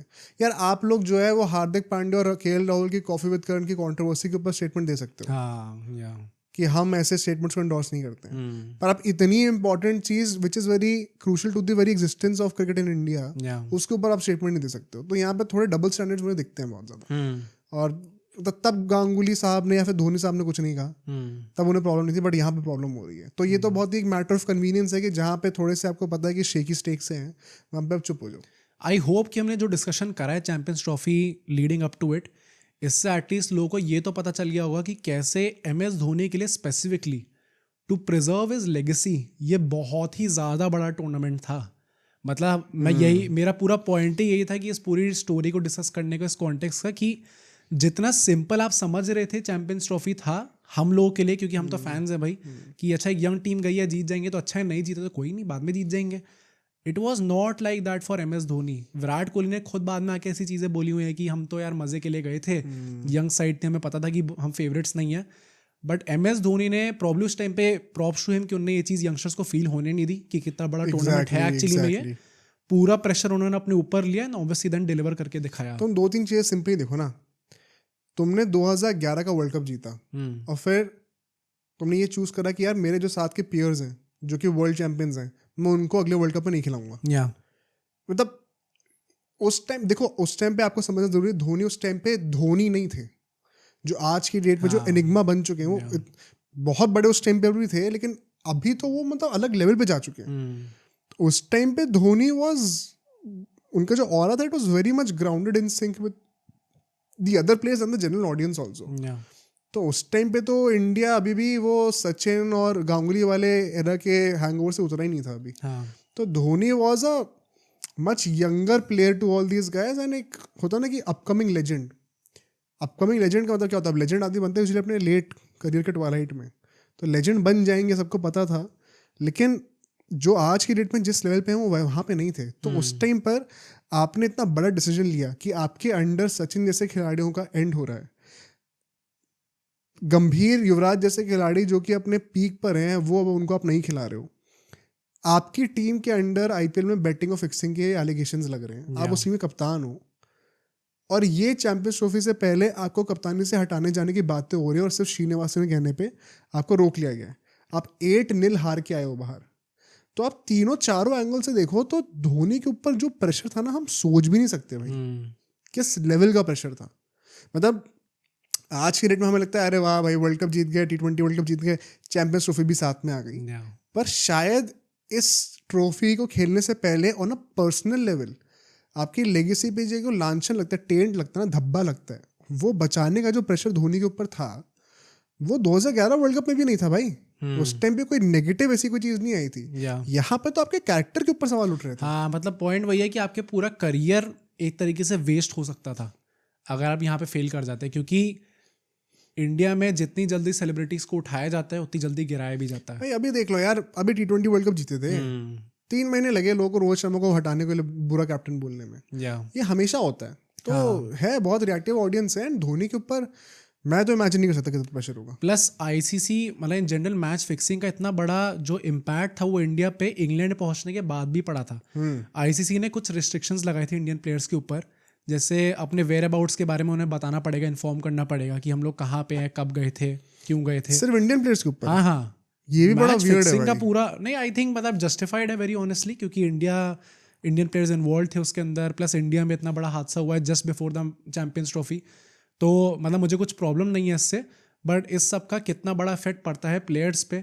उनसे ऐसा बोला गया था कि आपकी जो कॉल रिकॉर्डिंग्स होगी कभी भी वो टेप करी जा सकती है, तो कोई प्राइवेसी नहीं है। हाँ, तो मतलब मेरा पॉइंट बस बेसिकली ये है कि शायद MS धोनी ने चलो अपने ऊपर प्रेशर ले रखा है, पर जो यंगस्टर्स गए हैं, एक यंग टीम गई है, उसका माहौल कितना खराब हो जाता है वहां जाके, और कितना एक सॉर्ट ऑफ थोड़ा डर तो लगता ही है भाई कि शायद आप इन्वॉल्व नहीं भी होगे तो भी कहीं ऐसा ना हो यार कि पब्लिक कुछ गलत समझ ले, उसके चक्कर में आपका नाम भी इन्वॉल्व हो गया, आपका करियर खराब हो गया। मैं कुछ फोन पे बोल रहा हूँ, कुछ उल्टी तरीके से ना ले लिया जाए इस बात को। हाँ, किसी भी चीज़ को। प्लस सारे अपने एक यंगस्टर से, सारे एक इनिशियल स्टेजेस में थे अपने करियर के, स्टार्टिंग में कोई यार मतलब आप एक बार एक पैसा कमा लेते हो, नाम कमा लेते हो, तो आप एक स्टेबल पोजीशन पे हो जाते हो। यहाँ पे तो मतलब आपका करियर शुरू होने से पहले ही खत्म हो जाता अगर आप फंस जाते तो इसके चलते हुए टीम एनवायरनमेंट पे क्या इफेक्ट पड़ा होगा वो भी मतलब आई कैन ओनली इमेजिन कि सारे खिलाड़ी क्या सोच रहे होंगे। प्लस तुम ये सोचो अगर इतने बड़े रेगुलेशंस लगे हुए हैं तो इतना आसान है अपने टीममेट्स के ऊपर भी शक करना। हाँ, कि भाई क्या पता यही तो नहीं कर रहा, इसके चक्कर में हम लोग को भी रिस्ट्रिक्शन दे रखे हैं। बट उसके बावजूद धोनी ने जिस तरीके से वो माहौल मेंटेन करा और जो टीममेट जिन्होंने एक दूसरे को ट्रस्ट करा और वो कमराडरी दिखाई, मतलब ये it's a true example of how an underdog team with so many struggles just because the vibe and the sheer will to perform, आप पूरा ट्रॉफी निकाल गए उसके चक्कर में। ये उस ग्रेटनेस की बात है। एंड चैंपियंस ट्रॉफी स्टार्ट होने से पहले MS धोनी ने भी फाइनली थोड़ी क्लैरिटी दी जब उन्होंने मतलब he spoke on this issue. England जाके प्रेस कॉन्फ्रेंस में उन्होंने ये चीज़ बोली कि when the right time comes I will speak about it. Although right time अभी तक आया नहीं है, अभी तक नहीं, बट ये बहुत ही आइकॉनिक चीज़ है क्योंकि अभी जब हम ये ट्रॉफी जीतने के बाद की बातें करेंगे, I think there was a reference to this statement. अच्छा, okay, perhaps you can point it out at that point of time. But उन्होंने ये भी कहा था कि कोई रेपुटेशन एज सच लूज हुई नहीं है हमारी। जब भी सही टाइम आएगा मैं अपना जो भी ओपिनियन होगा या फिर जो भी मुझे पता है मैं बोलूँगा इस टॉपिक पे। बट इस पूरे नैरेटिव के साथ एंड इस एक बड़ा लांछन जो कि ऑलरेडी MS धोनी के करियर पे लग चुका था, उसके साथ let's enter the 2013 champions trophy. अपने नेक्स्ट सेगमेंट पे चलते हैं। सबसे पहले तो मैं आपको समझा देता हूँ कि फॉर्मेट कैसा होता है। Although I am pretty sure कि अभी चैंपियंस ट्रॉफी देख के काफ़ी लोग समझ गए होंगे, बट जिनको नहीं पता, 2 ग्रुप्स में डिवाइडेड थी टीम्स, 8 टीम्स थी उस टाइम पे भी। ग्रुप A में इंग्लैंड, श्रीलंका, न्यूजीलैंड और ऑस्ट्रेलिया थी, और ग्रुप B में India, south Africa, West Indies और पाकिस्तान थी। दोनों ग्रुप्स में जो टॉप 2 टीम्स होनी थी वो क्वालिफाई करनी थी, सेमीज होना था एंड फाइनल होना था। सिंपल सा फॉर्मेट था। अब उस टाइम पे जो पिचेस थी इसका भी मुझे बहुत एक इंटरेस्टिंग इंसाइट पता चला है। यूजुअली इंग्लैंड में सब लोग देखते हैं कि यार एकदम पेस फ्रेंडली कंडीशंस होंगी, प्रॉपर वो सीम करेगी, बॉल स्विंग करेगी, बट वहाँ पे एग्जैक्टली ऐसा नहीं था। येस, काफ़ी पिचेस पे वो चीज़ थी क्योंकि नेचुरली इंग्लैंड की पिचेस का नेचर वो है, बट उस टाइम पे स्पेसिफिकली इंग्लैंड ने कुछ स्पिनिंग ट्रैक्स भी प्रिपेयर करे थे, कुछ ड्राई पिचेस भी लाए थे, क्योंकि चैंपियंस ट्रॉफी के जस्ट बाद जो है एशेज होनी थी एंड ऑस्ट्रेलिया आने वाली थी इंग्लैंड में, एंड इंग्लैंड के पास 1-2 like they had a few decent spinners, तो उसकी प्रिपरेशन के चलते उन्होंने कुछ ड्राई पिचेस भी प्रिपेयर करी थी। इसके चलते हुए इंडिया के जो स्पिन डुओ थे उस टाइम पे, जो कि स्टार्ट करने वाले थे, अश्विन और जडेजा, जो कि उतना एक्सपीरियंस नहीं थे उस टाइम पे, उनके लिए बहुत बड़ी हेल्प थी। जडेजा का तो मुझे याद है यार उस टाइम पे, मतलब हमने रोहित शर्मा की इतनी बातें करी हैं, जडेजा का भी उस टाइम पे ये था यार कि अभी तक प्रूव नहीं करके दिखाया है। जडेजा का डेब्यू 2009 में हो गया था, हाँ हाँ शिखर धवन से भी पहले। एग्जैक्टली। उसके बाद भी he was not a regular.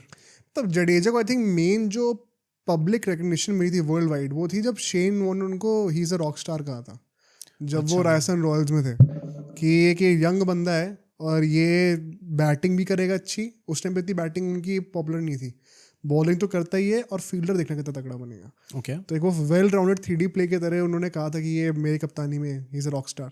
और उस चीज़ के हमने साइंस देखे थे थोड़े थोड़े, बट अभी तक वो एक ब्रेक थ्रू मोमेंट नहीं आया था, स्पेशली उनकी बैटिंग में। जडेजा की बैटिंग अब जो आप लोग देखते हो ना पिछले 7-8 साल में, वो एक अलग लेवल पे जा चुकी है, मोर सो अराउंड द 2018-2019 सीजन।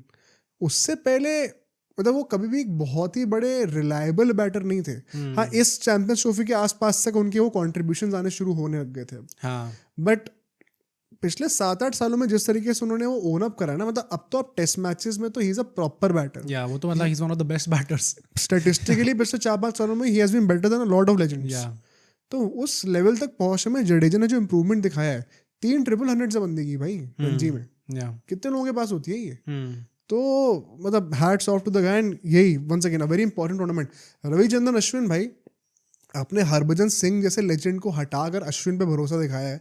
अब अश्विन की स्टार्टिंग तो बहुत ही आइकॉनिक थी, टेस्ट मैचेस में आती, मैन ऑफ द सीरीज जीत रहे हैं, 100 भी मार दिए पहली सीरीज में आकर ही। केम इन एज अ T20 स्पेशलिस्ट, तो वाइट बॉल क्रिकेट में कोई सवाल थे नहीं इतने। वर्ल्ड कप जीत चुके हो, वर्ल्ड कप जीत चुके हो आप इतनी यंग उम्र में। बट वही था कि अब आप जो है वाइट बॉल का एक ऐसी इवेंट खेलने जा रहे हो सब कॉन्टिनेंट से बाहर। तो यहाँ पे would you want an experienced guy या फिर फ्रेश गाय लाइक अश्विन? दोनों ही बंदे फ्रेश लेके जा रहे हो आप। एक तो एक्सपीरियंस स्पिनर होता, तो बहुत बड़ा गैम्बल इन दोनों के ऊपर भी खेला गया था, बहुत प्रेशर होगा इन दोनों के ऊपर। एंड अपना पहला मैच खेलने से पहले इंडिया को 2 वार्म अप मैचेस खेलने थे, एक अगेंस्ट ऑस्ट्रेलिया था, एक अगेंस्ट श्रीलंका था। एंड यहाँ पे अगेन जैसे 2019 वर्ल्ड कप में हमने देखा था कि इन वार्म अप मैचेस का भी बहुत बड़ा रोल प्ले हुआ था कि क्या फाइनल टीम खेलेगी।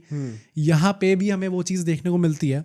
इंडिया ने दोनों टीम्स को, ऑस्ट्रेलिया श्रीलंका दोनों को 1 साइडेड हराया था, बहुत अच्छी तरीके से हराया था। ऑस्ट्रेलिया के अगेंस्ट उमेश यादव ने 5 विकेट लिए थे एंड इंडिया ने 65 पे ऑल आउट कर दिया था ऑस्ट्रेलिया को, एंड 243 रन से जीती थी इंडिया। उसमें दिनेश कार्तिक ने एक बहुत बड़ी 100 लगाई थी, 140 समथिंग उनने मारे थे। उसके बाद श्रीलंका से मैच था, वहाँ पे कोहली और दिनेश कार्तिक दोनों ने 100 जड़ दिया था। तो दिनेश कार्तिक का भी मतलब अभी उतना जिक्र हुआ नहीं है, बट उन्होंने वार्म अप मैचेस में जो 2 मैचेस होने थे अगेंस्ट 2 गुड टीम्स, उन दोनों के अगेंस्ट अच्छी 100 मार दी। दिनेश कार्तिक हमेशा ICC इवेंट के आसपास ना किसी तरीके से अपनी जगह बना लेते हैं। एंड उस टाइम पे इन दोनों मैचेस में जो ओपनिंग पेयर था वो शिखर धवन और मुरली विजय थे। Rohit Sharma was not in the opening pair. And ये दोनों जो ये पेयर था हमारा, ये दोनों मैचेस में क्लिक नहीं करा था उस टाइम पे। MS धोनी ने इन मैचेस के बाद जो प्रेस कॉन्फ्रेंस थी उसमें आके बोला था कि I will still stick with them, अभी भी मैं उन पे ही ट्रस्ट दिखाने वाला हूँ, यही स्टार्ट करेंगे जब पहला मैच आएगा तब भी। इवन जडेजा की जो पोजीशन थी वो भी थोड़े क्वेश्चन में थी उस टाइम पे, क्योंकि उनकी परफॉर्मेंस भी out and out warm up matches में बहुत कुछ खास रही नहीं थी। Exactly. बट आगे आने वाली चैंपियंस ट्रॉफी में हम लोग डिस्कस करेंगे कि कैसे रोहित शर्मा भी ऑब्वियसली एंड रविंद्र जडेजा भी कैसे उभर के आते हैं। तो चलते अपने पहले मैच की ओर, जो कि इंडिया वर्सेस श्रीलंका था। 6 जून 2013 को इंडिया अपना चैंपियंस ट्रॉफी कैंपेन स्टार्ट करती है इन कार्डिफ। अब इस मैच से पहले जो स्टोरी है वो काफ़ी इंटरेस्टिंग है। MS धोनी जो थे वो एक डिलेमा में थे कि भाई कौन नंबर 4 पे खेलना चाहिए, कौन ओपन करना चाहिए। नंबर 4 पे दिनेश कार्तिक और रोहित शर्मा कंटेंशन में थे। दिनेश कार्तिक ने 2 बड़ी 100s मार दी थी मैचेस में। ये वाला मैच साउथ अफ्रीका से था या श्रीलंका से था? साउथ अफ्रीका से था। तो मैंने श्रीलंका बोला अभी स्टार्टिंग में। नहीं साउथ अफ्रीका ही बोला, श्रीलंका बोला था। अच्छा चलो जो भी है, साउथ अफ्रीका के साथ। एंड उसमें फिर एज आई सेड कि दिनेश कार्तिक 2 अच्छी 100 मार चुके थे, तो क्वेश्चन आना था कि क्या हमारा ओपनिंग पेयर होना चाहिए और कौन नंबर 4 पे खेलना चाहिए। धोनी जो थे वो रोहित शर्मा के पास आते हैं और उनसे कहते हैं कि भाई क्या तू ओपनिंग करेगा। एंड रोहित शर्मा ने ये चीज़ बाद में बोली थी कि मैं उस टाइम पे क्या फील कर रहा था। उनने कहा कि भाई आप जो कराओगे मैं कर लूँगा। उस टाइम पे अगर उनसे नंबर 7 पे खेलने को कहा जाता तो भी मैं कर लेता, ओपनिंग पे कहा गया मैं तो भी करने को रेडी था। इसके साथ फिर पहले मैच में रोहित शर्मा और शिखर धवन अपनी पूरे करियर में पहली बार ये ओपनिंग डुओ हमें डायरेक्टली चैंपियंस ट्रॉफी के पहले मैच में देखने को मिला था। इससे पहले उन्होंने आज तक शायद ओपनिंग साथ में करी नहीं थी वही तो। एंड कितना बड़ा डिसीजन था, इनिशियली कितना बड़ा शॉक होगा कि भाई पहली बार तो हम यंग टीम लेके गए हो और उसके बाद आपने पहले मैच में आती इतना बड़ा चेंज कर दिया, जिनने आज तक ओपनिंग करी नहीं। ये धोनी कर सकता है, इट इज धोनी। ये धोनी के अलावा और कोई नहीं कर सकता, and only Dhoni can pull this. करते तो गाली पड़ती उनको, कोई और करता तो। मतलब ये कुछ एक्स फैक्टर वाली चीजें हैं जो कि MS धोनी के अंडर ही हमें देखने को मिलती है, एंड वो समहाउ इन सारी चीजों को पुल ऑफ भी कर। हमने 11 वर्ल्ड कप में भी दिखा था ये चीज, और 13 की champions trophy is another stamp of authority कि कैसे धोनी जो सोचते हैं मोस्ट लाइकली कोई और सोचता नहीं है, but somehow it still works. या एंड जब मैच स्टार्ट होता है तो इंडिया की पहले बैटिंग आती है एंड इंडिया एक अच्छा खासा स्कोर खड़ा करती है। 331 रन वो मारते हैं और 7 विकेट उनके गिर जाते हैं। बट यहाँ पे जो नोटिसेबल चीज़ थी वो थे हमारे opening pair. Rohit Sharma and Shikhar Dhawan opening for the first time together. Shikhar Dhawan 114 run मारते हैं, रोहित शर्मा 65 रन मारते हैं, and this was the start of the legendary era जो कि अगले प्रॉब्ली 6 साल तो एटलीस्ट हमें सर्व करने वाला था। एंड जहाँ पे हमने देखा कि इंडियन क्रिकेट में ये जो ओपनिंग डुओ था हमारा, इन्होंने मतलब बाय फार ये लोग ऊपर चले गए थे as the opening pair. By far the best opening pair in the world थे ये लोग। यहाँ पे उसका स्टार्ट हुआ था। विराट कोहली अपने पहले मैच में, यूजुअली हम लोग देखते हैं कि ICC इवेंट्स में he likes to start off with 100। यहाँ पे वो ऐसा नहीं होता, 31 रन पे आउट हो जाते हैं। बट रविंद्र जडेजा नीचे आके 47 नॉट आउट की एक बहुत क्रूशल और बहुत ही इंपॉर्टेंट पारी खेलते हैं। एंड यहाँ से रविंद्र जडेजा की वो जो बैटिंग परफॉर्मेंस थी उस पर भी मेरा आई अर्ज द ऑडियंस की वो भी इस पे फोकस रखें कि जडेजा कैसे कैसे ग्रो हुए इस पूरे टूर्नामेंट के अंदर। मतलब बहुत ही क्रिटिकल कॉन्ट्रीब्यूशंस बैट के साथ उनके आए चैंपियंस ट्रॉफी में। हाँ, प्लस सारे मतलब ODI इवेंट था ये एक्चुअली में, बट वैसे भी उनके सारे जो कॉन्ट्रीब्यूशंस है वो मोस्ट प्रोबेबली वैसे आए कि 100 के ऊपर की स्ट्राइक रेट से वो खेले हैं हमेशा। तो जो टिपिकल फिनिशर से आप एक्सपेक्ट करते हो वैसे टाइप का रोल उन्होंने बखूबी निभाया है। एंड साउथ अफ्रीका जब बैटिंग करने आती है तब वहाँ पे इनिशियली तो कुछ विकेट ले लेती है इंडिया, बट 2 खिलाड़ी थे जो कि काफ़ी अच्छी पार्टनरशिप लगा रखे थे। एक थे AB डिविलियर्स एंड एक थे रॉबिन पीटरसन। दोनों काफ़ी स्टेबल लग रहे थे एंड एक टाइम पे ऐसा लग रहा था कि साउथ अफ्रीका जो है ये मैच इंडिया से छीन लेगी और अपनी ओर ले जाएगी। बट देन रविंद्र जडेजा ने एक काफ़ी अच्छी फील्डिंग करते हैं वो एंड थ्रो लगाते हैं MS धोनी की तरफ, एंड वहाँ पे वो रॉबिन पीटरसन को रन आउट कर देते हैं। रॉबिन पीटरसन भाई ऐसा बंदा ने इसने उस टाइम पे बहुत परेशान करा इंडिया को।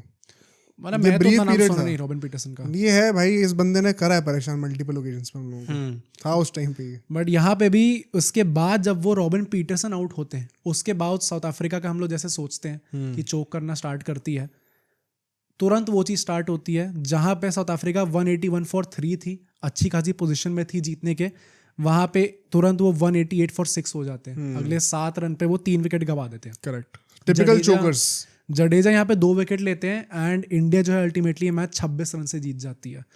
तो यस, एक काफ़ी कॉम्पिटिटिव मैच हुआ था एक्चुअली में। अगर आपसे स्कोर कार्ड देखोगे तो आपको लगेगा इंडिया बड़े आराम से जीत गई, बट इसके पीछे की स्टोरी ये थी कि एक्चुअली में साउथ अफ्रीका एक अच्छी पोजीशन में थी एंड वहाँ से इंडिया ने कम बैक करा। जो नेक्स्ट मैच था इंडिया का, that was against West Indies. 11 जून को ये मैच हुआ था इन ओवल। अब यहाँ पे धोनी टॉस जीते हैं और पहले बॉलिंग लेते हैं एंड वेस्ट इंडीज 2013 तक आते आते क्या वो वैसी टीम थी जहाँ पे हम एक डिफिकल्टी एक्सपेक्टेशन रख सकते थे। Not really. और मुझे याद है इस मैच से पहले भी बड़े 2-3 पॉपुलर चीज़ें हुई थी। एक तो ना इस टूर्नामेंट का एक बहुत बड़ा हाईलाइट ये भी था, कई लोग को शायद याद नहीं होगा बट अब लोग सुन के सरप्राइज हो गए जिनको नहीं पता, उस टाइम पे अश्विन को as a slip fielder try कराया गया था। एंड अश्विन ने बहुत इंपॉर्टेंट कैचेस पकड़े इस पूरे चैंपियंस ट्रॉफी में स्लिप पे। Ashwin as a slip fielder, final में भी उन्होंने एक स्लिप पे कैच पकड़ा था स्टार्टिंग में, बाद में तो जाके 2 बड़े इंपॉर्टेंट कैचेस पकड़े। तो उस टाइम पे उनको ट्राई कराया गया था as a slip fielder and बहुत सक्सेसफुल हुए थे उस टाइम पे वो। प्लस उस टाइम पे ड्वेन ब्रावो ने कहा था इस मैच से पहले कि मैं चेन्नई में धोनी के साथ खेलता हूँ और मैंने काफ़ी चीज़ें सीखी हैं एंड मैं बहुत रिस्पेक्ट करता हूँ एज अ कैप्टन। आज मैं वही चीज़ों को सीख के उनके अगेंस्ट जीतने का ट्राई करूँगा। ऐसा कहा था एंड बिल्डअप अच्छा हुआ था इसका। गेल वगैरह खेल रहे थे सब लोग, बट इवेंचुअली जो चीज़ होती है वो ज़्यादा स्ट्रेस नहीं मिला हम। ब्रावो भाई ने कह तो दिया कि वो अप्लाई करेंगे, बट इतना ईजी नहीं है MS धोनी के टैक्टिक्स को इम्प्लीमेंट करना, क्योंकि वेस्ट इंडीज़ सिर्फ 233 रन बना पाती है। वहाँ पे भी जितने सारे इनके पास ताबड़तोड़ बैट्समैन थे कुछ खास चले नहीं। सिर्फ जॉनसन कार्ल्स थे एक जिन्होंने ओपनर थे उनके जिन्होंने 60 रन की पारी खेली थी, बट वो भी काफ़ी स्लो खेली थी। तो कोई अच्छा खासा इनका बैटर जो है परफॉर्म कर नहीं पाता। Jadeja was probably the main guy यहाँ पे जिन्होंने 5 विकेट लिए थे एंड लोग ऐसा कह सकते हैं कि दिस वॉज मतलब यहाँ पे आके जडेजा ने अनाउंस कर दिया था कि इज हियर टू स्टे। जब 5 विकेट आपने ले लिए वेस्ट इंडीज के against in an ICC event, वहाँ पे फिर आपने अपना कैलिबर दिखा दिया। तो जडेजा की काफ़ी अच्छी परफॉर्मेंस थी। विराट कोहली ने भी यहाँ पे 4 ओवर डाले थे एंड इस पूरे टूर्नामेंट में एक और ऐसे खिलाड़ी जिनसे आपने बिल्कुल एक्सपेक्ट नहीं करा होगा कि ओवर डालेंगे, पर उनकी बातें करेंगे हम लोग आगे जाके। बट विराट कोहली ने 4 ओवर डाले थे यहाँ पे, विकेट नहीं आए थे बट जस्ट टू ये भी तुम इमेजिन करो, आज की डेट में कोई आईसीसी इवेंट चल रहा है और उसमें कोई कप्तान एक ऐसे बैटर से बॉलिंग करा रहा है, भाई लोग सोशल मीडिया पे उतर जाएंगे गाली देने के लिए। प्रूवन रिकॉर्ड है ही नहीं कोहली का बिल्कुल भी कि वो बॉलिंग ऐसा बॉलर चैंपियंस ट्रॉफी में बॉलिंग कर रहा है भाई। मतलब आज की डेट में विराट कोहली बॉलिंग करेगा तो फिर भी लोग गाली नहीं देंगे। अब तो हाँ। पर उस टाइम पे एक बच्चे से बॉलिंग कर रहा भाई, नेदरलैंड्स वाले मैच में 2023 वर्ल्ड कप में वो मस्ती के लिए ट्राई करा दिया थोड़ा सा, तो उतना हो गया था उस चीज पे, कोहली को बॉलिंग दो और ये दो वो दो शुरू हो गया था उस टाइम पे। ये सब ये पता ये ट्रेडिशन था उस टाइम पे, मतलब अर्ली 2000s में भी जैसे गौतम गंभीर ने बॉलिंग कर रखी है, लेग स्पिन डाल रखी है थोड़ी थोड़ी, तो ये पहले चलन थोड़ा ज्यादा था। अब अपना रूल्स भी ऐसे हो गए हैं कि 2 नई बॉल होती हैं ओडीआईज में और सिर्फ 4 फील्डर बाहर होते हैं 10 से 40 ओवर के बीच में, तो ये सब देखते ही नहीं, थोड़ा कम हो गया अब, ये सब देखते ही नहीं अब होते हम लोग। उस टाइम पे बहुत मिलता था देखने को ये। पर खैर यहाँ पे वेस्ट इंडीज जो है 233 तक रिस्ट्रिक्ट होती है एंड जब इंडिया बैटिंग करने आती है it was a cake walk for them. 39 overs में इंडिया ये पूरा टारगेट चेस कर देती है, जहाँ पे रोहित शर्मा अगेन 50 मारते हैं 52 रन्स, शिखर धवन अगेन एक सेंचुरी मारते हैं, 102 रन की पारी वो खेलते हैं। विराट कोहली का सेकंड मैच आ चुका है, यहाँ पे भी उनकी परफॉर्मेंस नहीं निकल के आती, केवल 22 रन पे वो आउट हो जाते हैं एंड नीचे आके दिनेश कार्तिक ने एक 50 जड़ी थी जिसके चलते हुए बड़ी इजीली इंडिया ये टारगेट अचीव करती है एंड 8 विकेट से ये मैच जीत जाती है। अब जो फाइनल मैच होना था उनका ग्रुप स्टेज का, दैट वाज अगेंस्ट पाकिस्तान जो कि बर्मिंघम में होना था एंड 15 जून को ये मैच था।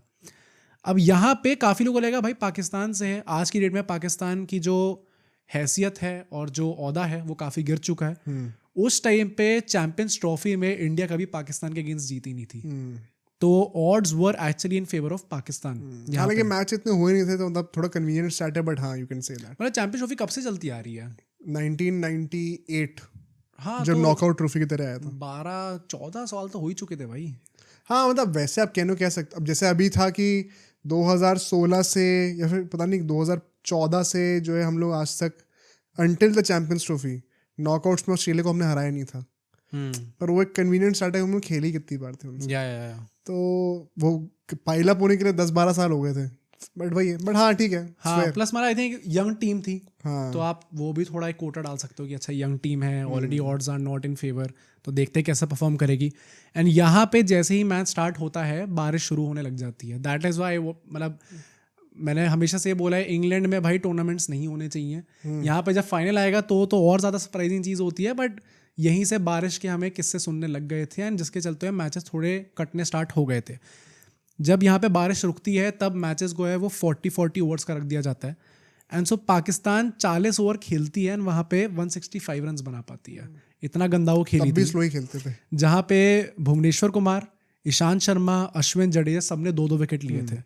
एंड इंडिया जब बैटिंग करने आती है तो वापस बारिश स्टार्ट हो जाती है, जिसके चलते अल्टीमेटली DLS मेथड यूज़ करा जाता है एंड हमें 22 ओवर में 102 रन बनाने थे। तो ये तो भाई बहुत ही सिंपल था हमारे लिए एंड इंडिया ने 19 ओवर के अंदर ये टारगेट चेस कर दिया था, जहाँ पे रोहित शर्मा इनिशियली थोड़ा जल्दी आउट हो गए थे, बट शिखर धवन ने 48 रन मारे। धवन तो भाई मतलब पहला आईसीसी इवेंट है, हर मैच पे रन मारे एंड कोहली ने चलो नॉट आउट रहे थे 22 रन पे, a win is a win. तो विराट कोहली का यहाँ पे थोड़ा कंट्रीब्यूशन देखने को मिलता है। एंड जैसा हमने 2025 की चैंपियंस ट्रॉफी में देखा कि पाकिस्तान एक भी मैच नहीं हारी और बाहर हो गई, 2013 में सेम चीज़ हुई थी, पाकिस्तान एक भी मैच नहीं जीती थी और बाहर हो गई थी टूर्नामेंट से। अब ग्रुप स्टेज खत्म हो चुका था, इंडिया अपने ग्रुप से इंडिया और साउथ अफ्रीका क्वालिफाई कर चुके थे एंड जो ग्रुप ए था वहाँ पे इंग्लैंड और श्रीलंका क्वालिफाई कर चुके थे। ऑस्ट्रेलिया नहीं करी थी। ऑस्ट्रेलिया ये वो वाला फेस है जब ऑस्ट्रेलिया एक भी मैचेस नहीं जीत रही थी 2009 से लेके 2025 तक। आई थिंक ऐसा कुछ स्टार्ट है कि चैंपियंस ट्रॉफी में विनलेस थे लोग। ओके, तो उसमें से एक ये इवेंट था। सो विच मेंट कि हमारा जो सेमीफाइनल होना था वो श्रीलंका से होना था एंड जो फाइनल होना था वो इंग्लैंड और साउथ अफ्रीका में से किसी एक टीम से होना था। तो यहाँ से हम लोग चलते हैं अपने नेक्स्ट सेगमेंट पे, जहाँ पे हम लोग फाइनल्स और सेमीफाइनल्स डिस्कस करेंगे। Semifinal as a set Sri Lanka के अगेंस्ट होना था कार्डिफ में 20 जून को ये मैच था।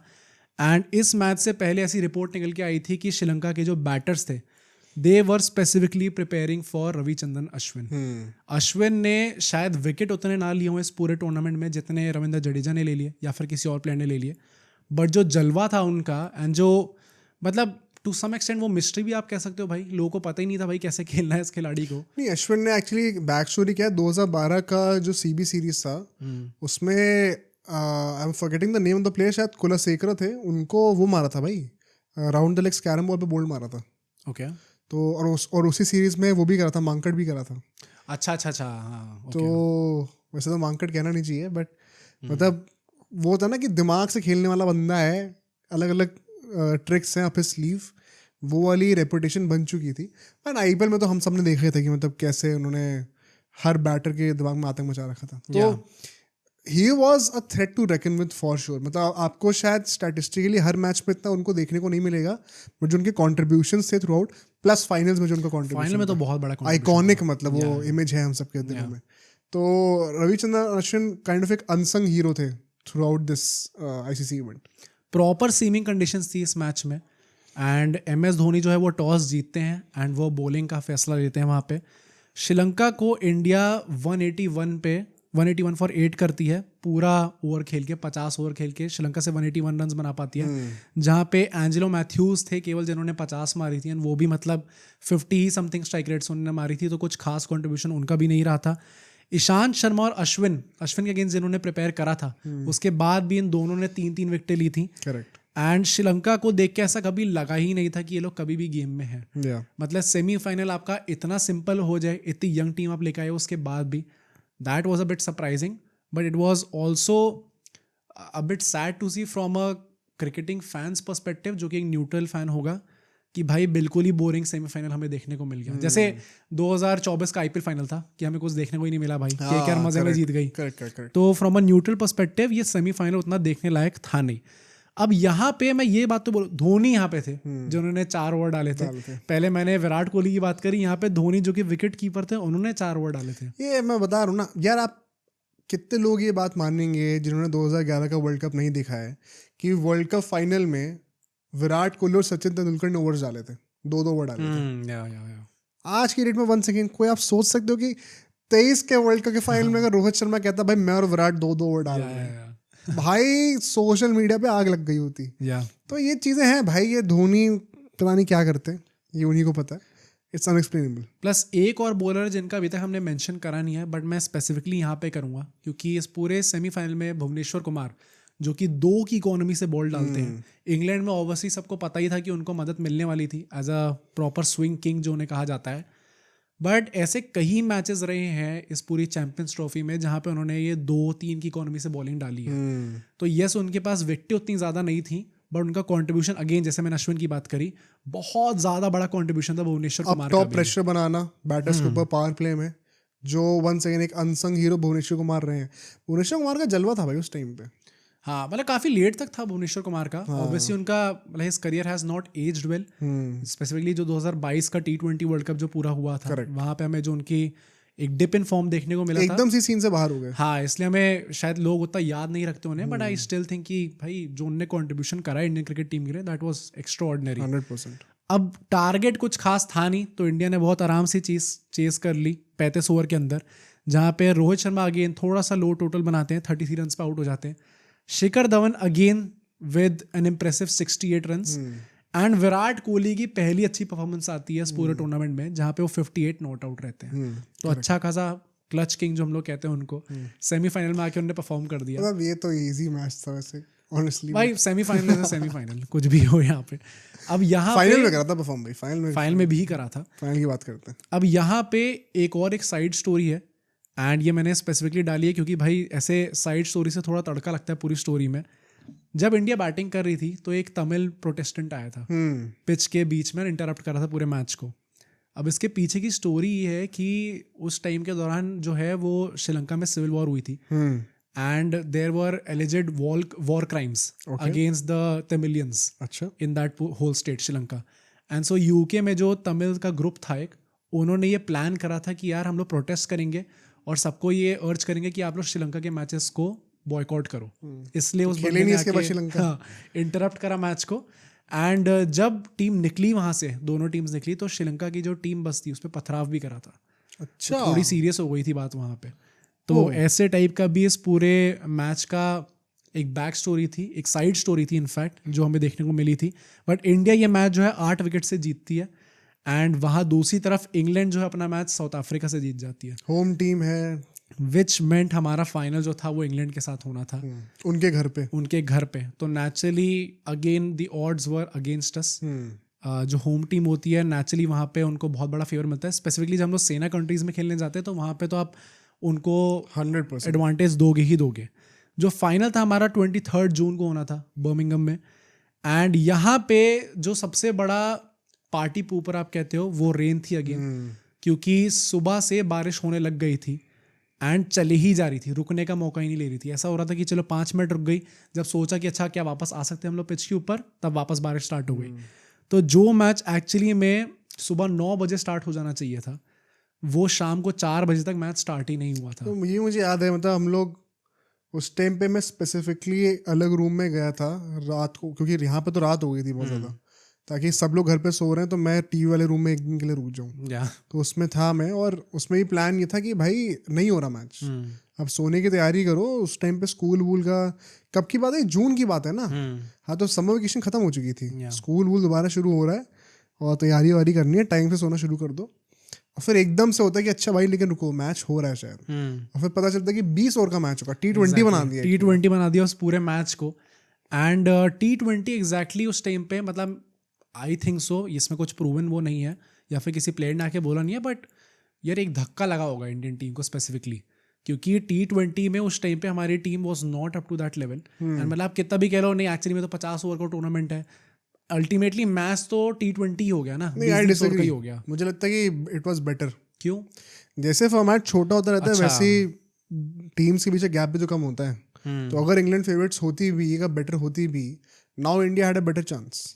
फेयर इनफ, तो it's a blessing in disguise perhaps. So match बहुत लेट स्टार्ट होता है। एलिस्टर कुक जो है वो टॉस जीते हैं, धोनी टॉस हार जाते हैं भाई फाइनल में। एंड एलिस्टर कुक बॉलिंग पहले लेते हैं, जो कि ऑब्वियसली चेस करना T20s में ज़्यादा आसान माना जाता है। ये भी हेरिटेज है भाई हमारी, फाइनल्स में टॉस हारना। 2011 world cup, 13 champions trophy, 25 champions trophy, 23 world cup, 24 T20 world cup में हम टॉस जीते थे क्या? मुझे याद नहीं आ रहा। फाइनल में पता नहीं, पहले बैटिंग कर रहे थे शायद, जीते थे टॉस। बाकी ऑडियंस याद दिला देगी मुझे, बट हाँ ये हेरिटेज है भाई हमारी। तो यहाँ पे टॉस हम लोग हारते हैं, हमारी पहले बैटिंग आती है। एंड इंडिया ने जो कोलैप्स देखा फाइनल में, मतलब वो किसी भी भारतीय फैन को डराने वाला, मतलब पूरा कॉन्फिडेंस दिला सकते कि भाई अब तो आप खत्म हुए इस मैच के बाद। क्योंकि हम लोग देखना स्टार्ट करते हैं, जो हमारा ओपनिंग पेयर इतना अच्छा चलता हुआ आ रहा था, वो फाइनल में आके थोड़ा चोक करता है। हम लोग देखते हैं कि रोहित शर्मा 9 रन पे चले जाते हैं, शिखर धवन जो कि हर मैच में 50 मारते हुए आ रहे थे 31 रन पे चले जाते हैं, दिनेश कार्तिक चले जाते हैं, सुरेश रैना चले जाते हैं, धोनी 0 पे आउट हो जाते हैं।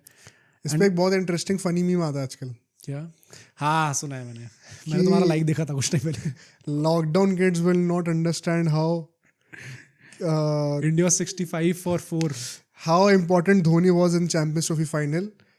India were 65 for 4 when Dhoni arrived, and India were 65 for 5 when Dhoni left. 0 पे आउट होता है basically. Yeah, so India as you mentioned 66 for 5 हो चुकी थी 12 ओवर के बाद। एंड सिर्फ एक खिलाड़ी ऐसे बचे थे जिससे हम सबको उम्मीद थी, दैट वाज विराट कोहली, जिनका टूर्नामेंट वेरी ऑनेस्टली पूरा एज होल बहुत कुछ खास रहा नहीं था, एक ही मैच में अभी तक परफॉर्मेंस आई थी। बट वहाँ से विराट कोहली धीरे धीरे बिल्ड करना स्टार्ट करते हैं। इस पूरे कोलैप्स में बहुत बड़ा हाथ रवि बोपारा का था। गैरों में कहा दम था, हमको तो अपनों ने लूटा। रवि बोपारा ने 3 विकेट लिए थे वहाँ पे। रवि बोपारा भी भाई, मतलब लोगों को जिनको याद है ये अर्ली 2010s वाले, हाँ पॉपुलर नेम उस टाइम पे। Okay, nostalgia. And Virat Kohli वहाँ से धीरे धीरे इनिंग्स बिल्ड करना स्टार्ट करते हैं। एंड बहुत क्रूशल 43 रन्स की पारी खेलते हैं, बहुत क्लच इनिंग्स। मतलब आज तक इस पूरी पारी की बात होती है। आप वही आज के T20 गेम के हिसाब से देखोगे तो आपको लगेगा यार ये सब कुछ खास तो खेला नहीं, स्ट्राइक रेट भी बिट क्वेश्चन आएगा वहाँ पे। बट नहीं, बट आज के हिसाब से भी अगर आप 66 और 5 हो यार, क्या करोगे आप? आई थिंक बहुत अच्छी तरीके से पारी काफी अच्छी तरीके से संभाली थी। बट जडेजा यहाँ पे, हाँ मतलब भाई विराट कोहली का कॉन्ट्रीब्यूशन था बहुत बड़ा, बट जितने भी पंडित्स हैं वो भी ये चीज़ कहते हैं कि एक्चुअल जो कंट्रीब्यूशन था जो कि गेम चेंजिंग था, that was Ravindra Jadeja, correct. जो 33 नॉट आउट की उन्होंने नीचे आके पारी खेली थी 24-25 बॉलों में, क्योंकि उस टाइम पे एक्सपेक्टेड नहीं था भाई ये, जहाँ पे आपके ऊपर के 5 खिलाड़ी नहीं चल पाए, विराट कोहली ने चलो आके थोड़ी कमान संभाली है, रविंद्र जडेजा से फाइनल में एक्सपेक्टेड नहीं था ये कि वो नीचे आके इतनी क्रूशल नॉक खेल देंगे।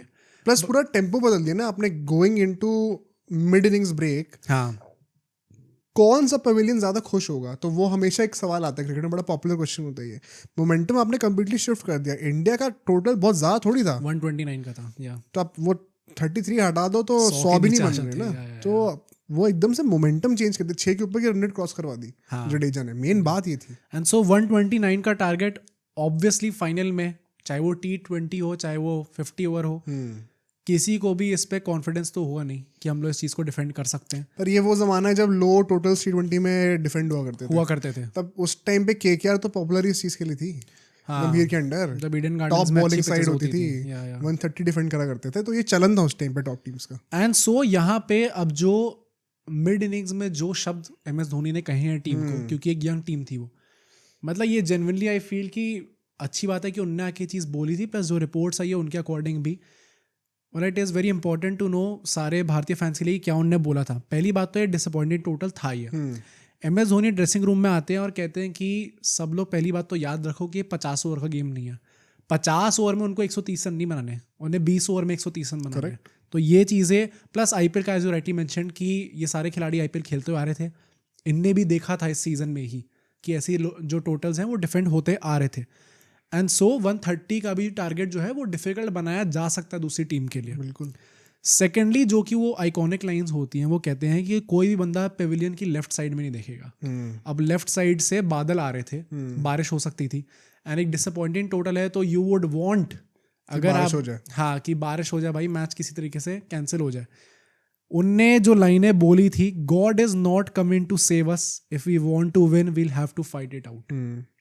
ये बोला उनने, रिवील पूरा चैंपियंस ट्रॉफी जीतने के बाद करा था, बट भाई ये आइकॉनिक लाइंस है जेन्युइनली, तगड़ी स्पीच है भाई। मतलब जैसे विराट कोहली का कुछ लोग वो कहते हैं ना कि फॉर 60 ओवर्स हेल, हाँ 60 ओवर्स ऑफ हेल। हाँ, तो ये probably one of those lines है फॉर MS धोनी। एक यंग टीम को हौसला देने के लिए आपने टीम टॉक में ऐसी चीजें बोली हैं, तो डेफिनेटली कुछ ना कुछ कॉन्फिडेंस तो आया होगा प्लेयर्स के अंदर। एंड सो इस कॉन्फिडेंस के साथ टीम इंडिया जो है इस टोटल को डिफेंड करने के लिए उतरती है। एंड इंग्लैंड बैटर्स, मतलब मैं हमेशा ही कहता हूँ कि पिच पे जस्ट बिकॉज चलो हमारी टीम ने अच्छा नहीं करा, IPL हो या फिर इंडियन टीम की बात हो रही हो, हमारी टीम ने पहली इनिंग्स में अच्छा नहीं करा, इसका मतलब ये नहीं है कि दूसरी टीम मतलब बहुत ही अच्छा कर देगी। करेक्ट। पिच दोनों टीम्स के लिए वही है, तो हम फंसे हैं तो वो भी फंसेंगे। तो इंग्लैंड के भी इनिशियली जो बैटर्स होते हैं वो थोड़ा फंसते हैं, एलिस्टर कुक, रूट, बटलर, ये सब लोग वही अश्विनी पकड़ता है कैच, अच्छा तगड़ा कैच स्लिप पे पकड़ता है। तो ये सारे खिलाड़ी जिनसे एक्सपेक्टेड थे कि रन आएंगे, इनसे रन नहीं आते। एंड अल्टीमेटली जो लोग पिच पे थे वो बचे थे ओवेन मॉर्गन और रवि बोपारा, जो कि दोनों अपने 30s में खेल रहे थे। एंड मतलब जब ऐसा लो टोटल होता है तो मतलब शायद पावर हिटिंग उतनी इंपॉर्टेंट नहीं होती जितनी एक इनिंग्स बिल्ड करना होती है, कि चलो एक पार्टनरशिप सेटल हो गई है, अब आप लोग करके बनाई लोगे, चेस कर लोगे।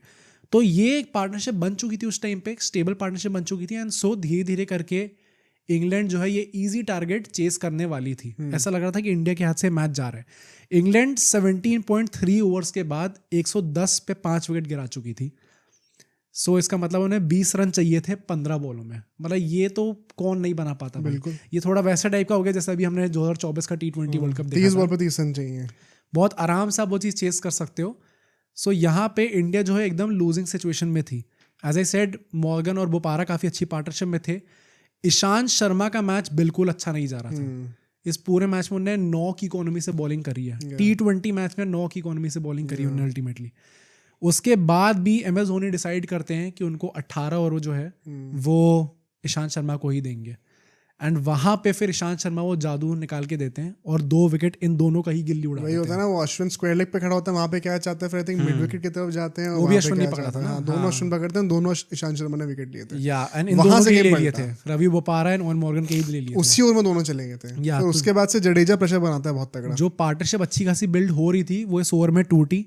इसके बाद जो 19th ओवर था वो MS धोनी जडेजा को देते हैं। एंड जडेजा आके अपना जादू दिखाते हैं, वहां पे आके वो 2 और विकेट ले लेते उसमें हैं। रोहित शर्मा ने भी फील्डिंग अच्छी करी थी ना, उसका भी रोहिटियंस काफी क्रेडिट लेते हैं उस चीज का भी, अच्छा, अच्छी फील्डिंग करके दिखाई है। तो जहां पे इंग्लैंड जो है 110 पे 5 विकेट गिरा चुकी थी, अब इंग्लैंड 113 पे 8 विकेट गिरा चुकी थी। 3 रन आए थे एक्स्ट्रा और 3 विकेट आ चुके थे, तो इंग्लैंड एकदम से ही फंस चुकी थी।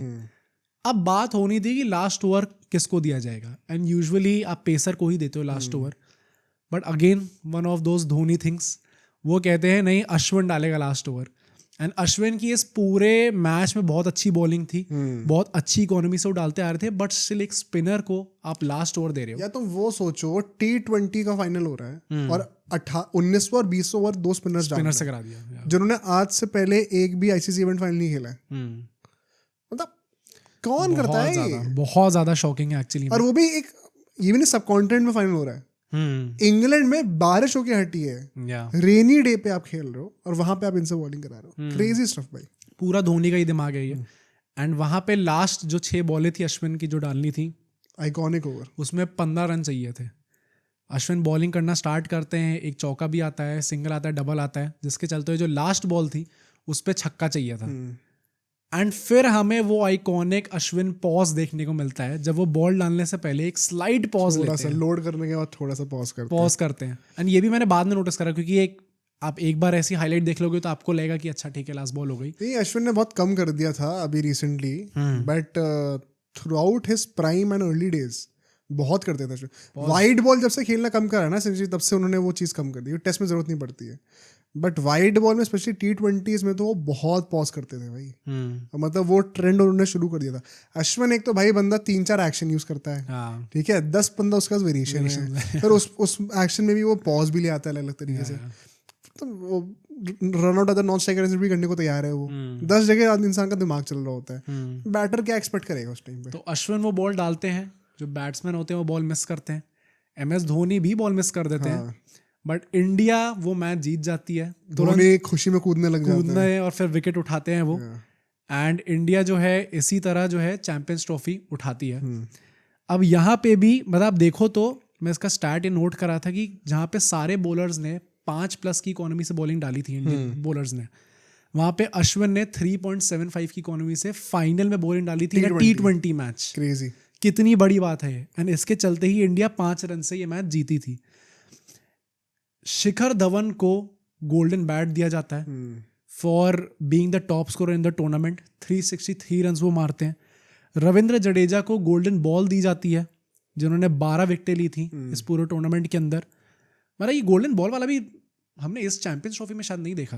गोल्डन बॉल मैट हेनरी को मिला ना, दिए गोल्डन बॉल, मेरे ख्याल से दिया। अच्छा ओके, तो हमारे जो दोनों यंगस्टर्स थे उनको ये मिलता है। रविंद्र जडेजा पे कितने सवाल थे इस टूर्नामेंट पे आने से पहले, शिखर धवन पे भी फॉर दैट मैटर इस टूर्नामेंट से पहले। मतलब हाँ उन्हें अपने टेस्ट डेब्यू पे 100 मार दिया, बट वाइड बॉल में ही still had a lot to proof. उसके बाद भी इन दोनों ने अपने आप को प्रूफ करा और इतना बड़ा खिताब जीता।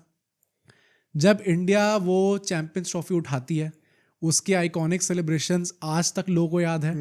जब विराट कोहली गंगम स्टाइल करते हैं, रविंद्र जडेजा डिसअपॉइंट हो गए थे कि इस बार नहीं करा। वो होता है ना कि कोई मीम था कि how fans feel when their 36-year-old idol does not dance. वो दिखाते एक आदमी ऐसे पागलों की तरह नाच रहा होता है।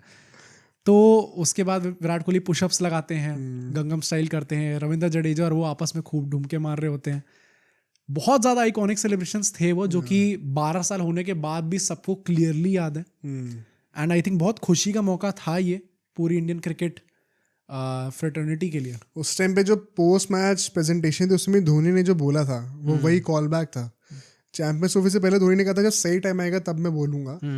वो मैच जीतने के बाद वो वाइट सूट में, वाइट कोट में धोनी से वही पूछा जाता है कि 2007 का T20 world cup Nasir Hussain कर रहे थे उस टाइम पे प्रेजेंटेशन, 11 का ओडीआई वर्ल्ड कप और अब ये चैंपियंस ट्रॉफी, तो व्हाट इज नेक्स्ट या व्हाट इज लेफ्ट। तो धोनी ऐसे करे बोलते हैं, I think it was a call back to that press conference कि I have nothing to prove to anyone, मुझे किसी को कोई आंसर देने की जरूरत नहीं है, समथिंग लाइक दैट। तो वो था भाई, मतलब आई थिंक धोनी का भी ना एक वो पर्सनल आर्क थी through out this champions trophy कि इतना कुछ अगर मैं जीता हूँ कंट्री के लिए और अभी एकदम से इतने सवाल उठ रहे हैं without the full story being out, अभी कोर्ट में भी बात प्रूव नहीं हुई है और आप सवाल उठा रहे हो, तो देखो भाई, मैंने एक और चैंपियंस ट्रॉफी जिता दी with a team that nobody expected to win. या 3 आईसीसी ट्रॉफी वो जीत चुके थे, by far the most successful Indian captain ever, one of the Till date. Most successful captains ever in cricket history. वहाँ पे उनने अपना वो पोजीशन रख दी थी, अपना दिखा दिया था कैलिबर। एंड सो इस चैंपियंस ट्रॉफी की जीत के चलते हुए जो हमें फ्यूचर में हेल्प मिली है, इंडियन क्रिकेट को जितने बड़े सितारे देखने को मिले हैं, उनकी कैसी आर्क्स रही हैं एंड कहाँ से ये बिगनिंग स्टार्ट हुई थी, उसको भी थोड़ा बहुत डिस्कस करते हैं अपने नेक्स्ट सेगमेंट पे कि ये जीत तो हम लोग गए, बट इसके चलते हुए champions trophy why does it mean so much to us, उसकी बात करते हैं थोड़ी। पहली बात तो यंगस्टर्स के साथ हम लोग जीते थे, it was officially the start of a new era, जहाँ पे जितने पुराने लेजेंड्स थे, एक बार अगर आप यंगस्टर्स के साथ ट्रॉफी जीत जाते हो तो it becomes very difficult for the legends और जितने भी थोड़े ओल्ड खिलाड़ी हो चुके थे कि वो वापस टीम के अंदर अपनी जगह बना पाए। फिर आप सवाल नहीं उठा सकते ना, हाँ, कि आपने क्यों नहीं लिया। भाई जीत गए हो ट्रॉफी तो फिर आप क्या सवाल उठाओगे। या इन यंगस्टर्स में से एक खिलाड़ी थे मिस्टर आईसीसी, जो कि शिखर धवन थे, जिन्होंने अगले 6 साल हमें हर आईसीसी इवेंट में अपनी डोमिनेंस दिखाई एंड वर्ल्ड वाइड उनको रिकग्निशन मिला कि हाँ आईसीसी इवेंट्स में इससे बेटर आदमी कोई नहीं है। उसी सेम टाइम पे रोहित शर्मा और विराट कोहली भी पीक करे थे, बट आईसीसी इवेंट्स में शिखर धवन की जो ऑरा थी वो एकदम अलग लेवल पे थी। प्लस मतलब रोहित शर्मा यहाँ से ही नेवर लुक्ड बैक। हाँ, फाइनली जो हमने बात करी कि उनका डेब्यू तो 2007 T20 वर्ल्ड कप में ही हो चुका था, बट उसके बाद भी हमें देखने को लगा था कि यार इस बंदे का करियर जहाँ जाना चाहिए वो नहीं जा रहा। फाइनली 2013 चैंपियंस ट्रॉफी के बाद हमें देखने को मिला कि उनका करियर टेक ऑफ करता है 6 साल बाद। हाँ, एंड जिस डायरेक्शन में जाना चाहिए वहाँ जाता है। As an opener we got one of the best openers in ODI history भाई। मतलब आज की डेट में ओडीआई हिस्ट्री के 3rd हाईएस्ट सेंचुरी मेकर हैं। हाँ। 12,000 रन हो चुके हैं, पता नहीं कितने ओवर मारेंगे। तो मतलब आइकॉनिक बाय ऑल मींस। अब तो कप्तान भी हैं और 2 ट्रॉफीज भी जिता दी हैं। होपफुली तीसरी भी एक आएगी। मतलब धोनी ने जो बैक करा था रोहित शर्मा को, कुछ टाइम पहले मैं पॉडकास्ट में कहा था मैंने ये कि आज रोहित शर्मा ने जो इज्जत कमाई है, जो सक्सेस देखी है even as a captain, MS Dhoni would be proud भाई। मतलब मैंने जो डिसीजन लिया वो एकदम सही डिसीजन लिया था। इस बंदे को ओपनर बना के मैंने अपना डिसीजन तो सही करा, अपने डिसीजन मेकिंग एबिलिटी भी सही प्रूव करी, बट इंडियन क्रिकेट को कितना बड़ा दान दे दिया भाई कि आगे चल के रोहित शर्मा ने क्या क्या नहीं करा हमारे लिए। विराट कोहली भाई, विराट कोहली का भी हाँ, मतलब क्या ये एक वो डिफाइनिंग मोमेंट था? नहीं, बट मतलब इस टूर्नामेंट से वो लेगेसी तो एच हो गई थी ना। आपने अपने पहले 2 आईसीसी इवेंट्स खेले ओडीआई के और दोनों आप जीत गए हो भाई। हाँ, उसके बाद अब अभी तक नहीं हो पाया वो चीज़ replicate until the champions trophy. But इतना अच्छा आपको एक लॉन्च पैड मिल गया करियर की शुरुआत में, यहाँ से India was destined to take off. And एक और मैं बात बोलूंगा कि जो हमारे one of the greatest spin duos थे, रविचंद्रन अश्विन और रविंद्र जडेजा, इन दोनों को ही प्रॉब्ली हमने इस टूर्नामेंट से देखना स्टार्ट करा कि अच्छा as a spin duo now we don't need Harbhajan Singh. मैं कोई गलत वे में ये नहीं कह रहा हूँ, बट इंडियन क्रिकेट फैंस को लगा कि अच्छा एक यंगस्टर्स हैं ये लोग, इनने इतना अच्छा परफॉर्म करा है। रविचंद्रन अश्विन का तो सबको पता ही था कि ये टीम के अंदर आएंगे। रविंद्र जडेजा ने जब गोल्डन बॉल जीत ली उसके बाद तो he was a sure shot starter. Plus batting में जो कंट्रीब्यूशन उन्होंने दिए हैं इस पूरे चैंपियंस ट्रॉफी में, हाँ, फाइनल में इतने रन मार दिए यार, मतलब बताओ। तो एज एन ऑलराउंडर अपना माइट प्रूव करना वो भी बहुत बड़ी बात थी जडेजा के लिए। एक और स्टेटमेंट पे मैं आऊंगा जो कि विराट कोहली ने बाद में कहा था, and this was years after winning the champions trophy, जब उन्होंने कहा था कि हम लोग कुछ खास एक्सपेक्टेशंस के साथ नहीं गए थे। वी न्यू एक काफ़ी यंग साइड है and we fielded our way to victory. Probably 2013 champions trophy was that moment जिसके बाद से वर्ल्ड क्रिकेट ने इंडिया को एज अ फील्डिंग साइड भी रिकग्निशन प्रोवाइड करा। हाँ, मतलब इसके अर्ली हिंट्स मैंने इस मैच को पहले भी रेफरेंस कर रखा है। 2012 में बहुत सालों के बाद इंडिया पाकिस्तान की बायलैटरल सीरीज इंडिया के अंदर होल्ड करी गई थी और उसमें दिल्ली में यहीं पास में ही एक T20 था और उस दिन 2 डिग्री का टेम्परेचर था और उस मैच में इंडिया ने फील्डिंग इतनी अच्छी करके जीता था कि man of the match Dhoni को दिया गया था for the overall performance. As a captain दे दिया गया था। ये यूजुअली होता नहीं है। तो वो मैच मुझे याद है जहाँ पे पर्टिकुलरली जब भी सारे पुराने स्टार्स को हटाना शुरू कर दिया था एंड नए लड़कों को लेके आए थे, उसमें रहाने वगैरह भी थे उस टाइम पे, बहुत तगड़ी फील्डिंग करी थी। 13 में आते आते क्योंकि अब हमने ऑफिशियली डिक्लेयर कर दिया था वर्ल्ड को कि हाँ हम इसी टीम के साथ अब खेलने वाले हैं।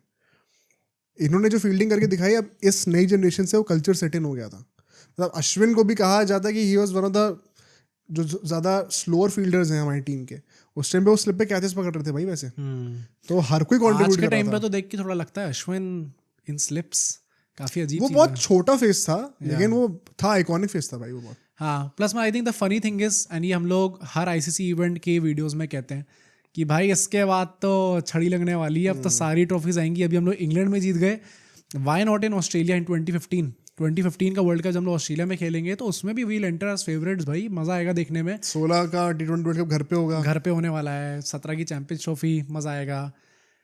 पर जो है the funny part is, and this is how life works, अगले आईसीसी इवेंट का वेट जो था वो अगले 11 साल तक चलता रहा। एंड ये हमारे जो खिलाड़ियों की हमने बात करी जो कि आगे जाके लेजेंड्स बने हैं, अब चाहे हम लोग वो स्पिन डुओ की बात कर लें, चाहे हम अपने ओपनर्स की बात कर लें, Shikhar Dhawan, this was the only ICC trophy that he won, being the mister ICC. उसके बाद भी जो अपनी पहली आईसीसी इवेंट उन्होंने खेला उसमें ही वो जीते, उसके बाद उन्होंने डोमिनेट करा पर वो जीत नहीं पाए। विराट कोहली की पीक इतनी इंसेन लेवल पे पहुंच गई थी कि सबको लगा था कि सचिन तेंदुलकर के सारे रिकॉर्ड ये आदमी तोड़ देगा। उनकी कप्तानी इतनी फियरलेस थी जहाँ पे हमें लगा था कि भाई अब तो हम डोमिनेट करने आ रहे हैं। उसके बाद भी हम उनके अंडर नहीं जीत पाए। MS धोनी हिमसेल्फ जब उनने अपने आप को प्रूव कर दिया as one of the greatest captains ever, इसके बाद भी उन्हें 2015 का वर्ल्ड कप कैप्टन करा, 2016 का T20 वर्ल्ड कप कैप्टन करा, उसके बाद भी हम उनके अंडर एक और ट्रॉफी नहीं जीत पाए। अश्विन का ये लास्ट आईसीसी इवेंट था जीतने का, उसके बाद से वो भी नहीं जीते। तो कई सारे ऐसे लेजेंड्स हैं जिनका नहीं चला बहुत टाइम तक, लेकिन वही है भाई, अंत अच्छा हुआ, अच्छा चल रहा है अंत, अगर हम लोग कहें तो। 2 आईसीसी इवेंट्स हम लोग जीत चुके हैं with in a span of few months. Hopefully 26 का वर्ल्ड कप भी आएगा और 27 का वर्ल्ड कप तो देखा जाएगा। द गुड थिंग इज कि चलो हम ट्रॉफी नहीं जीते, बट MS धोनी ने जिन प्लेयर्स को बैक करा था वो सारे सही निकले भाई, सारे सही निकले। और एक वो बेंचमार्क बना दिया कि इंडिया को हर इवेंट में कम से कम सेमीज से फाइनल्स तक तो आना ही आना है। अब हमारा बेंचमार्क वो बन चुका है, रिगार्डलेस ऑफ द टीम, चाहे यंगस्टर्स हो तो भी, regardless of the team, regardless of the tournament, regardless of the format, कुछ भी हो हमें लेकिन मिनिमम तो सेमीज तक आना ही आना है। और फाइनल्स भी अब हम काइंड ऑफ कंसिस्टेंटली हिट कर रहे हैं। WTC की बात कर लो, T20 world cup, ODI world cup, champions trophy, हर जगह तो फाइनल्स में आए हैं। तो वो लेगेसी सेट हुई है यहाँ से, और अब उसके फायदे हम होपफुली फाइनली देखना शुरू कर रहे हैं। तो आई होप कि यार इस पूरी चैंपियंस ट्रॉफी की कथा से आप सबको ये पता चला होगा कि कैसे 2025 में तो हम लोग जीते ही जीते, बट जब लास्ट टाइम हम लोग चैंपियंस ट्रॉफी जीते थे तो उसकी क्या अहमियत थी, क्या कॉन्टेक्स्ट था, एंड क्यों हमारे लिए वो चैंपियंस ट्रॉफी इतनी मीन करती है, एंड उसके पीछे की स्टोरी क्यों आपको भी जाननी इतनी इंपॉर्टेंट थी। आई होप आप सबको ये पॉडकास्ट बहुत पसंद आया होगा। पसंद आया तो ज़रूर इसको लाइक करना है, अपने दोस्तों में शेयर करना, हमारा चैनल सब्सक्राइब करना। मेंबरशिप वगैरह का हमने ऑलरेडी बोला हुआ है, अगर आप चाहते हो ज्वाइन करना तो आप कर सकते हो। हमारा टेलीग्राम जो ग्रुप चैट है उसको हमने कमेंट से पिन कर दिया, आप उनको जाके चेकआउट कर सकते हो। बाकी जो और ऐसे टॉपिक्स हैं और ऐसी कहानियां पहले की, उनको भी बताते रहिए। हाँ, कमेंट्स में ज़रूर अपना ओपिनियन दीजिएगा। हाँ, तो वील टेक इंस्पिरेशन। अगर कोई टॉपिक अच्छा रहेगा, डुएबल रहेगा, we'll surely make a podcast on this. ये हम लोग करते ही रहते हैं। हम लोग सिर्फ मैच को रिव्यू नहीं करते, हम पुरानी कहानियाँ डिस्कस करना बहुत मज़ा आता है। तो सपोर्ट करते रहिए और बहुत जल्दी आपसे मिलेंगे अगले पॉडकास्ट में।